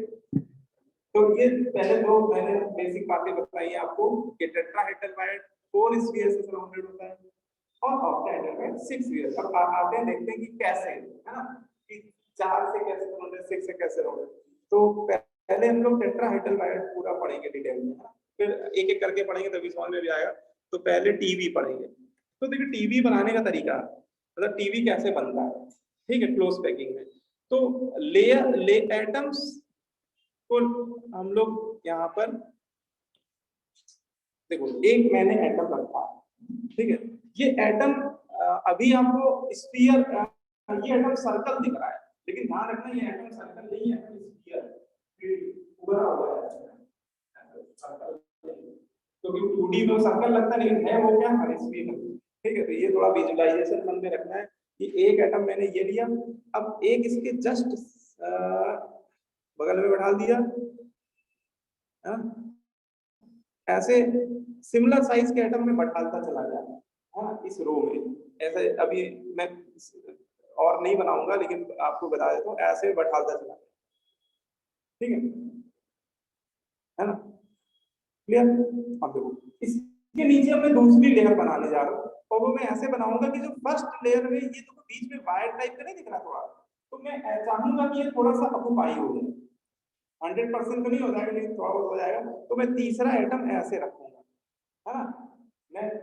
मेरी चाहत ये है कि मैं इस वायर को फिल करना चाह रहा हूँ सेकंड लेयर के एटम से। तो एटम सब सेम साइज के हैं तो पूरा फिल तो नहीं हो पाएगा, तो तीसरे एटम को मैं ऐसे रखूंगा, फिर ऐसे रखते चला जाऊंगा। लेकिन यहाँ पे केवल जरूरत जितने एटम की जरूरत है उतना ही मैं दिखा रहा हूँ। एक दिखा दिया मैंने ये, बोलो भाई इसमें कोई बात नहीं समझ आ रही तो बताओ। 3 एटम में रख दिए, ठीक है। ये 3 एटम अभी एक लेयर में रखे, ठीक है। 3 एटम एक लेयर में रखे और वो आपस में क्या बना रहे हैं, इक्विलैटरल ट्रायंगल।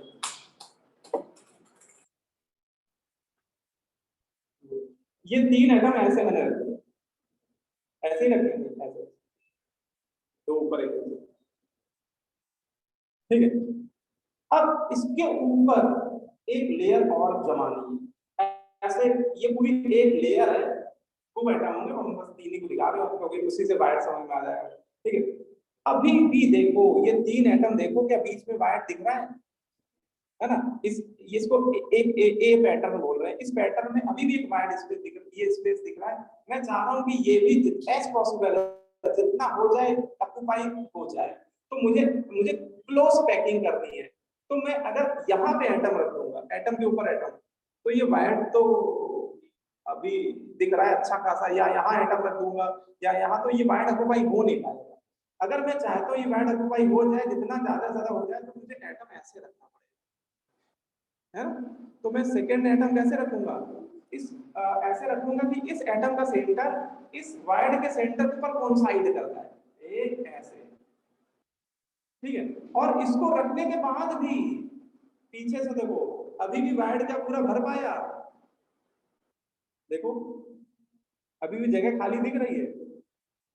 उस वायर का जो सेंटर है वही है टीवी, वहां पे एक चुटकू टाइप का एटम बहुत छोटा सा कंचे के आकार का वहां पे आके छर्रे के आकार का बैठ सकता है ना।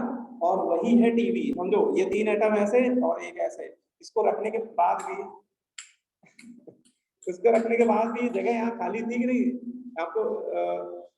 3D में समझ में आया होगा, क्योंकि ये चीज 2D में कम समझ में आती है ना। इसको रखने के बाद भी आप देखो अगर ध्यान से, तो ये देखो पीछे से आप देख पा रहे हो इसको ज्यादातर, ये अभी ये स्पेस पूरी तरह से ऑक्यूपाई नहीं हो पाया है। यहाँ पे एक छोटा सा एटम रख दे तो वो चारों को टच करने लगेगा। वो छोटा एटम जो होगा ना, जो चारों को टच कर रहा होगा, वो इस 4 एटम के रिस्पेक्ट में जो बीच में वायर बन रहा है उस टेट्राहेड्रल वायर के सेंटर पे लोकेट होगा। नहीं समझा आदित्य, आया नहीं, आगे नंबर 2 क्लियर। तो ये आप यही चीज आपको यहाँ दिखानी है। अरे यार इन लोगों को तो दिखाया ही नहीं हमें,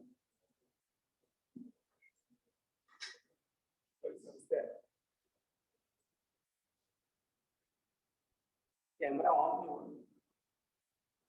हो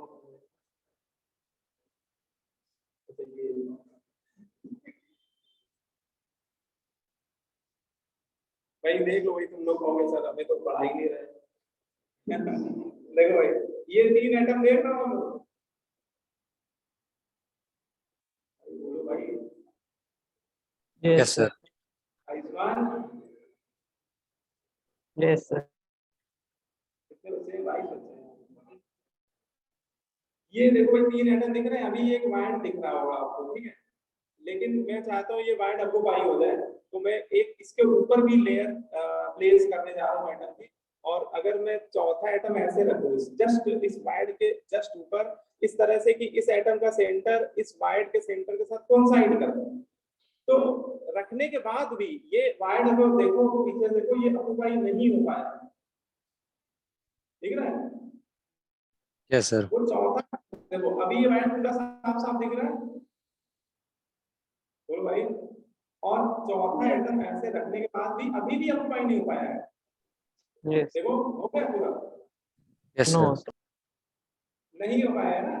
तो इसका मतलब यहाँ पे एक छोटा सा वायड जो बन रहा है वो वायड का सेंटर टेट्राहेड्रल वायड है। अगर वहां पे बहुत छोटे साइज का मतलब कंचे के कंचे बचपन में खेले कंचे, तो कंचे के आकार का एटम यहाँ रखूंगा वो चारों को टच करेगा उस समय, बात समझ में आ रही है? और वो जो एटम मैं रखूंगा स्मॉलर साइज का वो एटम इस चार एटम से बनने वाले वायड जिसको हम लोग नाम देंगे टेट्राहेड्रल वायड उसको ऑक्यूपाई कर रहा हूं, ठीक है? बोलो बात समझ में आई? Yes sir. Yes Yes, sir. तो ये होता है टेट्राहेड्रल वायड। इसका मतलब टेट्राहेड्रल वायड कितने एटम से सराउंडेड होता है? बोलो 4. 4 एटम से।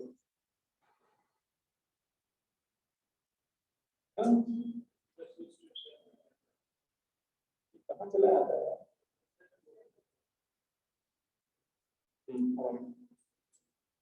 तो हमें क्या सबको समझ में आ गया है? बोलो भाई। तो यही चीज हम लोग अब डायग्राम में दिखाने आ रहे हैं जो हम लोग वीडियो देखी। 3 एटम मैंने ये रखे, ठीक है?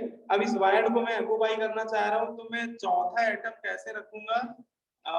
इस तरह से कि उस एटम का सेंटर इसके सेंटर से कोइंसाइड कर जाए। ये जो ब्लू कलर का एटम बनाया है ये जस्ट इसके ऊपर वाली लेयर पे लाई कर रहा है।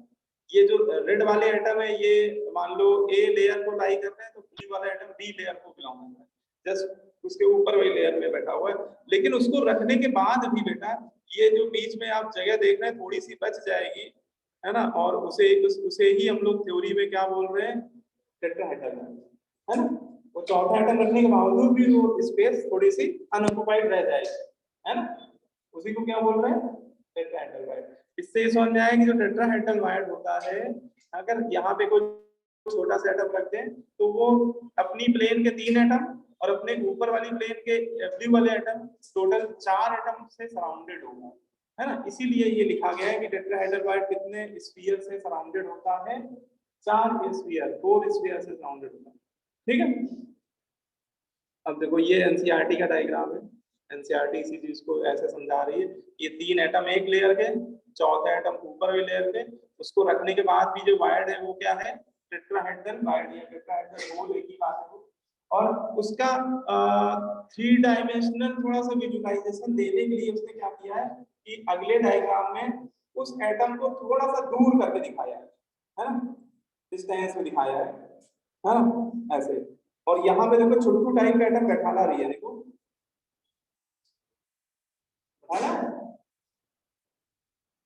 देखो ये एक्चुअली इतनी दूर नहीं है, ये एक्चुअली उसी के ऊपर बैठा हुआ है लेकिन वो दिखाया गया है सर्कल करके।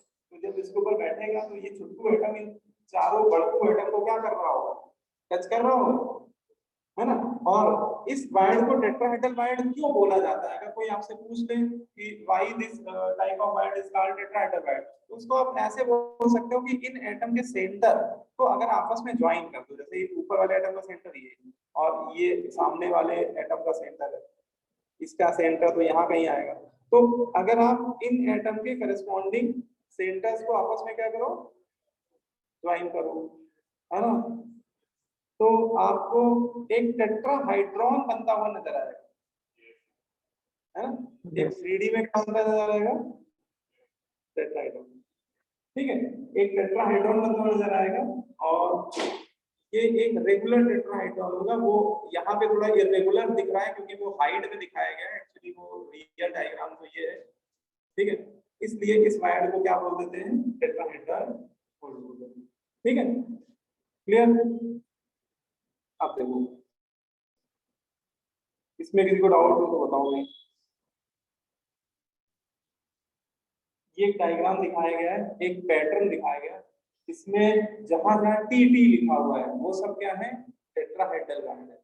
तो जहां जहां ओ लिखा है वो ऑक्टाइड है। अभी आप केवल टी वालों को देखो, ओ वालों को मत देखो, अभी ऑक्टाइड है मैंने बताया नहीं। तो जितने भी टी वाले हैं वो 4 एटम से सराउंडेड है। जैसे यहाँ पे टी लिखा हुआ है तो यहाँ पे टेट्राहेड्रल वायर बन रहा है जिसमें 3 एटम ये एक लेयर पे लाई कर रहे हैं और वो पीछे जो थोड़ा सा लाइट सा हो गया है वो पीछे इसके नीचे वाली लेयर को लाई कर रहा है और उसके रिस्पेक्ट में ये वायर बनता है ना।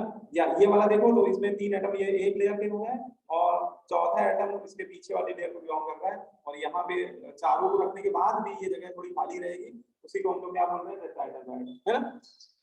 बोलो भाई, तो टेट्राहेड्रल वायर जितने भी होते हैं कितने एटम से सराउंडेड होते हैं, 4 है। ठीक है, ठीक है। अभी ऑक्टाहेड्रल भी पढ़ते हैं, है ना। अब आते हैं अगला जो डायग्राम है वो ऑक्टाहेड्रल वायर का है। ऑक्टाहेड्रल वायर 6 स्फीयर से सराउंडेड होता है सबसे पहली बात। ठीक है, कैसे आप देखो समझो कि अभी मैंने जो डायग्राम आपको टेट्राहेड्रल का बताया था उसमें 3 एटम मैंने एक लेयर के लिए थे, है ना, और उनको क्लोज पैक किया था।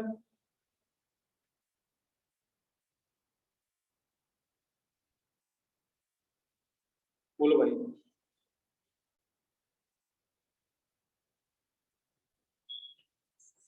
ठीक है, ये 3 एटम एक लेयर के। अब देखो अगर मैं इसी के वायर के जस्ट ऊपर चौथा एटम रख दूंगा तो ये वाला वायर क्या कहलाएगा, टेट्राहेड्रल, है ना। अब देखो ऑक्टाहेड्रल कैसे बनता है, अब मैं ऑक्टाहेड्रल बताने जा रहा हूं। ठीक है, तो देखो 3 एटम एक लेयर है ना।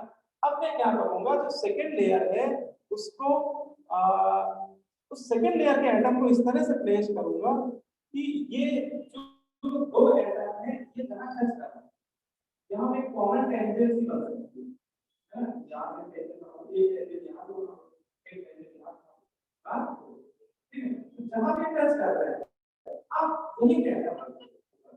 ठीक है, मतलब उसका सेंटर इसके जो टचिंग वाला पॉइंट है उसके ऊपर कौन सा है, ठीक है ना। बोलो तो ऐसे मैं बना के दिखाता हूँ कि अब सेकेंड लेयर के एटम को कैसे अगर बैठा दें। देखो मैं ऐसे बैठा रहा हूँ कि ये फर्स्ट लेयर में जहां पे एटम टच कर रहे हैं, ठीक है, इसी के जस्ट ऊपर बैठा रहा हूँ कि एटम का सेंटर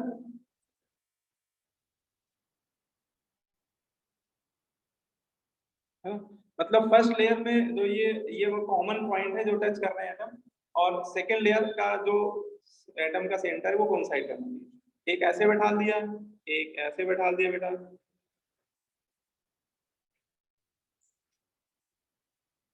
है, एक और ऐसे बैठा दिया।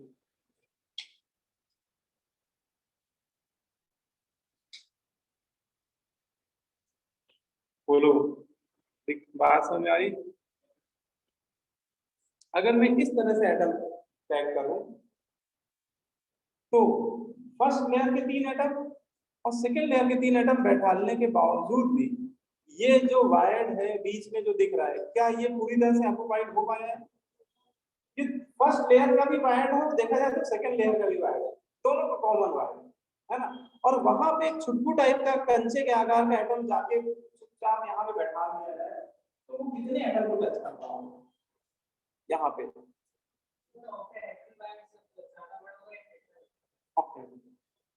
मतलब उसके रेडियस वैसे ज्यादा होती है, वो भी आएंगे साइज है इसकी बात नहीं करूँ, ठीक है, तो अभी तो पहचानना आना चाहिए। तो ये 3 एटम एक लेयर के, सेकंड लेयर के 3 एटम, है ना, इस तरह से बैठा ले कि अभी भी देखो तो बीच में वायर है वो दोनों का कॉमन वायर, वो वायर है ना, अभी दोनों का कॉमन वायर है। और यहाँ पे अगर कोई छोटा एटम बैठ जाएगा तो ये टोटल 6 एटम को टच कर रहा होगा, अपनी लेयर के 3 एटम रेड वाले और ऊपर वाली लेयर के ये ब्लू वाले 3 एटम को भी टच कर रहा है।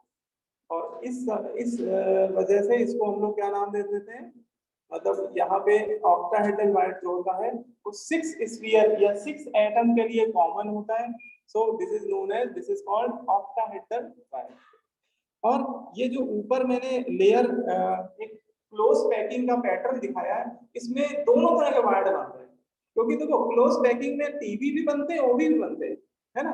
देखो ये ऊपर वाले आप देख रहे हो ये सब टीवी है, जहां टी लिखा हुआ है, और जहां जहां ओ लिखा हुआ है जैसे ये ओ, तो ये ओ भी है है ना। कैसे देखो थोड़ा किसी एक को समझ लो, ये वाला O, तो ये वाला O ऑक्टाहेड्रल कैसे बनता है, तो ये पहली लेयर के 3 ये एटम और सेकेंड लेयर के पीछे वाली ये 3 एटम, देखो ये इन 6 एटम के रिस्पेक्ट में कॉमन वायड बनता हुआ नजर आ रहा है ना। तो ये बीच वाला वायड OV है। यहाँ पे जो एटम होगा ना, अगर कोई छोटा एटम यहाँ पे आके बैठ जाए तो वो टोटल 6 एटम को टच कर रहा होगा, है ना। फर्स्ट लेयर के 3 एटम, सेकंड लेयर के 3 एटम, टोटल 6 एटम से सराउंडेड होगा। और ये जो OV-TV बन रहे हैं वो एक कॉमन क्लोज पैटर्न में ही बन रहे हैं, है ना। इसी पैटर्न में देखो टेट्राहेड्रल वायड भी हमें दिख रहा है और इसी क्लोज पैकिंग में ऑक्टाहेड्रल वायड भी दिख रहा है, ठीक है ना। इसका मतलब क्लोज पैकिंग में दोनों तरह के वायड बनते हैं, टीवी और OV। टीवी की पहचान है वो 4 एटम से सराउंडेड होगा, OV की पहचान है वो 6 एटम से सराउंडेड होगा, ठीक है ना। देखो ये एनसीईआरटी ने ये वाला डायग्राम बनाया है, वही चीज है। 3 एटम उसने रेड दिखा दिए एक लेयर पे और वो नीचे वाले ग्रीन वाले दिखा दिए सेकंड लेयर पे। उसके बावजूद भी यहाँ एक छोटा सा एटम बैठा दिया उसने, है ना, देखो। और ये एटम जो बैठा हुआ है वो इस समय टोटल 6 एटम को टच कर रहा है ना। तो ये एटम जो छुट्टू टाइप का एटम है वो कौन सा वायड या कौन सा होल ऑक्यूपाई कर रहा है, ऑक्टाहेड्रल होल ऑक्यूपाई, ठीक है, क्लियर है। अब इसी को अगर दूर दूर दिखाया जाए तो पहली लेयर के 3 एटम ये और थोड़ा सा सेपरेट कर दिया, एक्चुअली वो सेपरेट है नहीं लेकिन दिखाया जा रहा है, और नीचे वाले लेयर के 3 एटम और यहाँ पे जो एटम बैठा हुआ है ना, वो ऑक्टाहेड्रल वायड ऑक्यूपाई कर रहा है। वो लेयर जस्ट इसके ऊपर बैठी हुई है, वो थोड़ा सा डिस्टेंस पे दिखाया गया सेपरेट करके कि वो थोड़ा क्लियर हो जाए, ठीक है ना। जबकि वो एक के ऊपर है दोनों लेयर, इतनी स्पेस थोड़ी ना होती है, ठीक, क्लियर है ना। तो वो बस क्लैरिटी के लिए ऐसा डायग्राम बनाया गया। अब इसमें ये हम लोगों ने अभी इतना समझ लिया कि ऑक्टाहेड्रल वायड टेट्राहेड्रल वायड की मतलब कैसे अरेंज होते हैं क्लोज पैकिंग में। फिर ये वायड बनते हैं FCC और SCP में, ठीक है। क्लोज पैकिंग 2 तरह के होते हैं ना, FCC और FCC। अब इनकी लोकेशन हम लोग बात करने आ रहे हैं कि FCC पैकिंग में ये वायड की लोकेशन क्या होती है ना।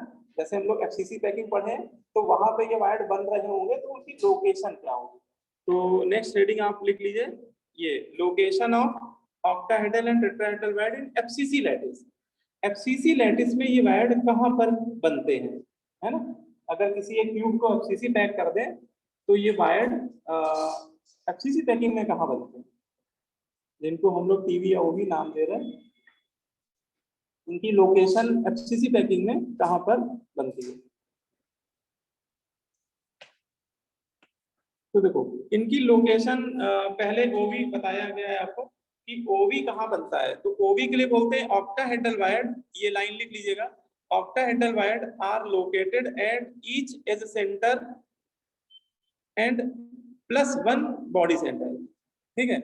मतलब किसी एक क्यूब को अगर FCC पैक कर दिया जाए तो उसमें ऑक्टाहेड्रल वायड कहाँ बनते हैं, हर एक एज के सेंटर पे एक ऑक्टाहेड्रल वायड बनता है और एक ऑक्टाहेड्रल वायड बॉडी सेंटर पे भी बन रहा होता है, ठीक है। क्योंकि ये जगह खाली होती है ना। आप ऐसा सोचो, एक क्यूब को FCC पैक कर दिया, 8 कॉर्नर पे एटम बैठा दिया और हर एक बेस सेंटर में उठा दिया, तो एज का जो सेंटर होता है, हर एक एज का सेंटर वो अनऑक्युपाइड होता है, क्योंकि एज के अलाउंड जो 2 एटम है वो आपस में टच नहीं करते हैं FCC में, है ना। तो बीच में थोड़ी सी जगह खाली होती है, वहां छोटा एटम आके पैक हो सकता है। हर एक एज सेंटर पे थोड़ी थोड़ी जगह खाली होती है और वहां पर छोटे स्मॉल साइज के एटम आके पैक हो जाए तो वो ऑक्टाहेड्रल वायड ऑक्युपाई कर रहा होता है, ठीक है। और एक बॉडी सेंटर भी खाली रहता है। FCC पैकिंग में बॉडी सेंटर में कोई एटम नहीं होता है, वहां पर भी अगर कोई एटम आ जाए सेम साइज का स्मॉलर एटम तो वो भी एक ऑक्टाहेड्रल वायड होता है। तो ऑक्टाहेड्रल वायड की 2 जगह होती है, 2 लोकेशन होती है, at each edge centre of FCC packing plus body centre. 1 atom body centre पे एक ही आगे बैठता है ना। अब देखो उसको इस डायग्राम में अगर हम लोग शो करना चाहें, है ना, कि ये जैसे क्यूब है हाँ, इस समय ये क्यूब खाली दिख रहा है, लेकिन आपको ये विजुलाइज करना है ये क्यूब खाली नहीं है, ये क्यूब एफसीसी पैक्ड है ऑलरेडी। आप मन में सोचो कि ये एफसीसी पैक है, मतलब एटम कॉर्नर पे बैठे हुए हैं, है ना, और हर एक फेस के सेंटर में भी एटम प्रेजेंट है, ऐसा पहले आप मन में सोचो, ठीक है। तो ऐसा करने के बाद देखो इसके एज सेंटर खाली है कि नहीं, और यहाँ पे एटम आके बैठ सकता है, यहाँ पे, यहाँ पे, यहाँ पे। तो ये सब बैंड कौन सी कहलाते हैं, ऑक्टेट बैंड। तो मैं क्या करता हूँ, देखो एफसीसी पैक नहीं दिखा रहा हूँ, नहीं वो डायग्राम बड़ा अटपटा सा दिखेगा आपको, मैं केवल ऑक्टाहेड्रल बैंड की लोकेशन दिखा रहा हूँ। तो देखो हर एक एज के सेंटर में एक छोटा एटम बैठा होता है ना, हर एक एज के सेंटर में एक छोटा एटम बैठाना है, बड़े साइज का नहीं, क्योंकि वायर्ड पे हमेशा छुटकू टाइप के एटम बैठेंगे, वायर्ड पे आके कटायन ही बैठते हैं, कटायन छोटे होते हैं ना। तो हर एक एज सेंटर पे बेटा एक एक एटम बैठाते जाओ, और वो एज सेंटर एक अपने आप में क्या है, ऑक्टाहेड्रल वायर्ड है, हर एक एज सेंटर में। ये जगह जो होती है वो अनऑक्युपाइड होती है,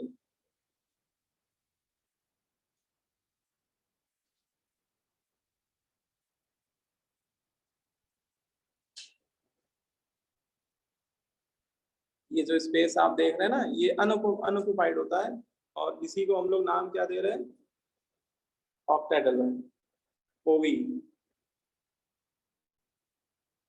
और ये क्यूब खाली नहीं है, ये क्यूब ऑलरेडी एफसीसी पे है, वो एटम दिखाई नहीं जा रहे हैं, उनको मन की आंखों से देखना है।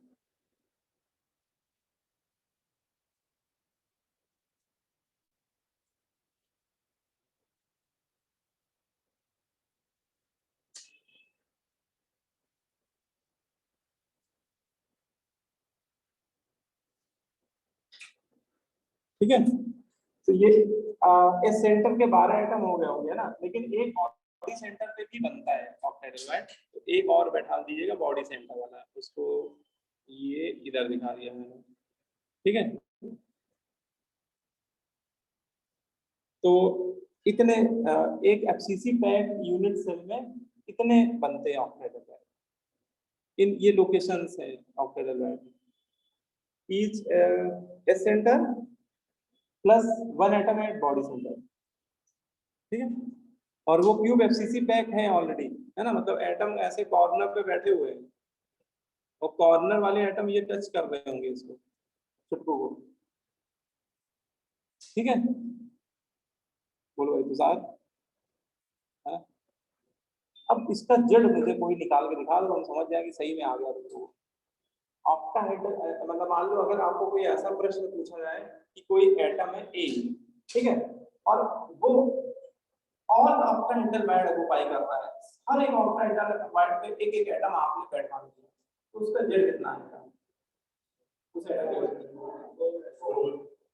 4 आएगा, है ना, सही बताया भाई, 3 + 1, ठीक, बहुत बढ़िया, है ना, ये बहुत सिंपल है। देखो ऑक्टाहेड्रल बैंड कहाँ बैठ रहे हैं, बन रहे हैं एज सेंटर पे, और एक एज से एक एटम का कंट्रीब्यूशन होता है 1/4, ठीक है। तो 1/4, अच्छा नंबर ऑफ एजेस कितनी होती है, 12, तो इतना कंट्रीब्यूशन तो वो जो एज सेंटर पे एटम बैठे हुए हैं ऑक्टाहेड्रल, उनकी वजह से आ रहा होगा, और एक एटम पूरा का पूरा कहाँ बैठ गया, बॉडी से, है ना, यहाँ भी एक ओवी बन रहा है बॉडी सेंटर में, तो ये बेटा 3 + 1 आएगा, 4 आ जाएगा। तो ये लिख लीजिए आप लोग कि ऑक्टाहेड्रल वायर्ड का जो जेड होता है या इफेक्टिव नंबर ऑफ एटम होता है वो 4 होता है, ठीक है, ऑक्टाहेड्रल वायर्ड के रिस्पेक्ट में, है ना। अगर किसी क्वेश्चन में बोल दे कि कोई एटम 100% ऑक्टाहेड्रल वायर्ड ऑक्युपाई करता है, तो हम लोग सीधे सीधे जेड 4 ले लेंगे उस एटम के रिस्पेक्ट में, है ना। कई बार फॉर्मूले बनाने वाले क्वेश्चनों में ऐसा बोला जाएगा, है ना।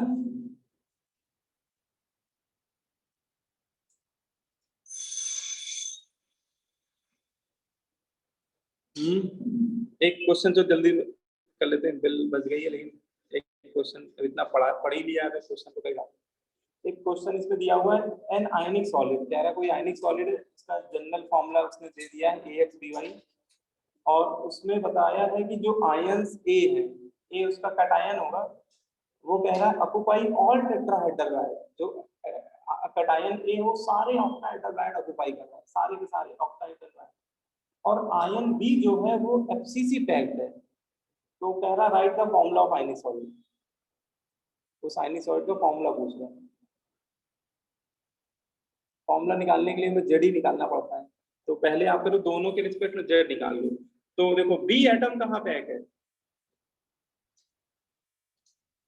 FCC, और FCC का जेड कितना होता है, 4 होता है, 1 2 का 4 याद ही है आपको, या फिर आप ऐसे भी निकाल लो कि कॉर्नर से 1/8 × 8, ये भी आ रहा है, कॉर्नर से 1/8 और फेस सेंटर से इतना, तो ये FCC में जेड आ जाएगा 4, और ए एटम सारे क्या आपको पाएगा ऑक्टाहेड्रल वाइड, और अभी हम लोगों ने ऑक्टाहेड्रल वाइड का जेड निकाला कितना आया 4, तो इस सीधे सीधे ए एटम के रिस्पेक्ट में जेड क्या ले लें 4, तो इसका मतलब फॉर्मूला क्या बन गया A4B4, अब वो 4 तो कैंसिल ही हो रहा है, हटा दो, सीधे ए भी बन गया है। तो उस आयनिक सॉलिड का जो फॉर्मूला है वो AB है, ठीक है।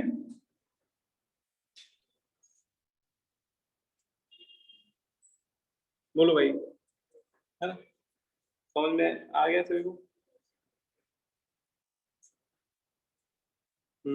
एक चलो मैं दे रहा हूं आपको करने के लिए,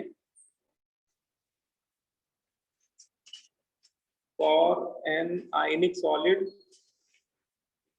कोई आयनिक सॉलिड है, ठीक है, AB मान लेते हैं, चलो। अब देखो जो कटायन A है, कटायन A, इसके बारे में बोल रहा है occupy, cation A occupy 75% of octahedral wide, cation A जो है वो 75% ऑक्टाहेड्रल वाइड ऑक्युपाई कर रहा है, और जो एनायन A है, एनायन B, वो ऑक्युपाई CCP, है ना, CCP पैकिंग बना रहा है, तो आपको फॉर्मूला बताना है बस।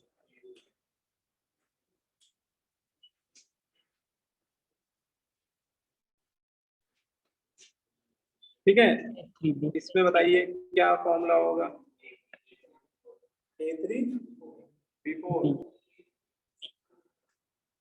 A3B16 आ रहा है, देखो 4 कैंसिल हो जाएगा, A3B4 ही आना है।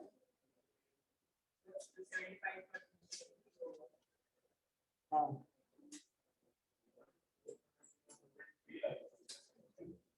हाँ बिल्कुल सही, कितना आ रहा है, A3B4 आंसर है।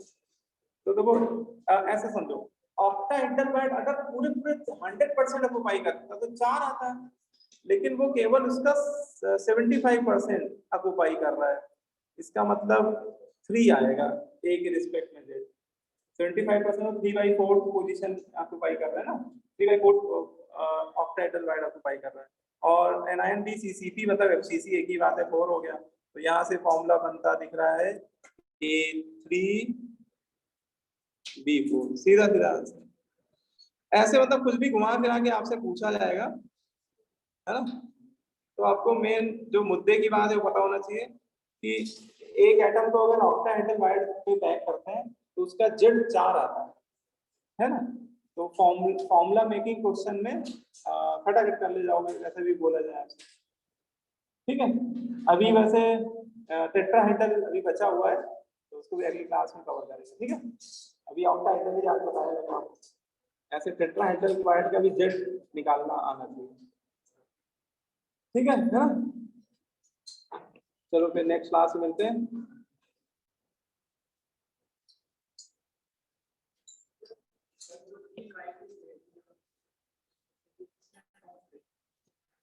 अच्छा, वैसे हमने Thank you, sir. A1 वाले बच्चों का अलग से बना लिया,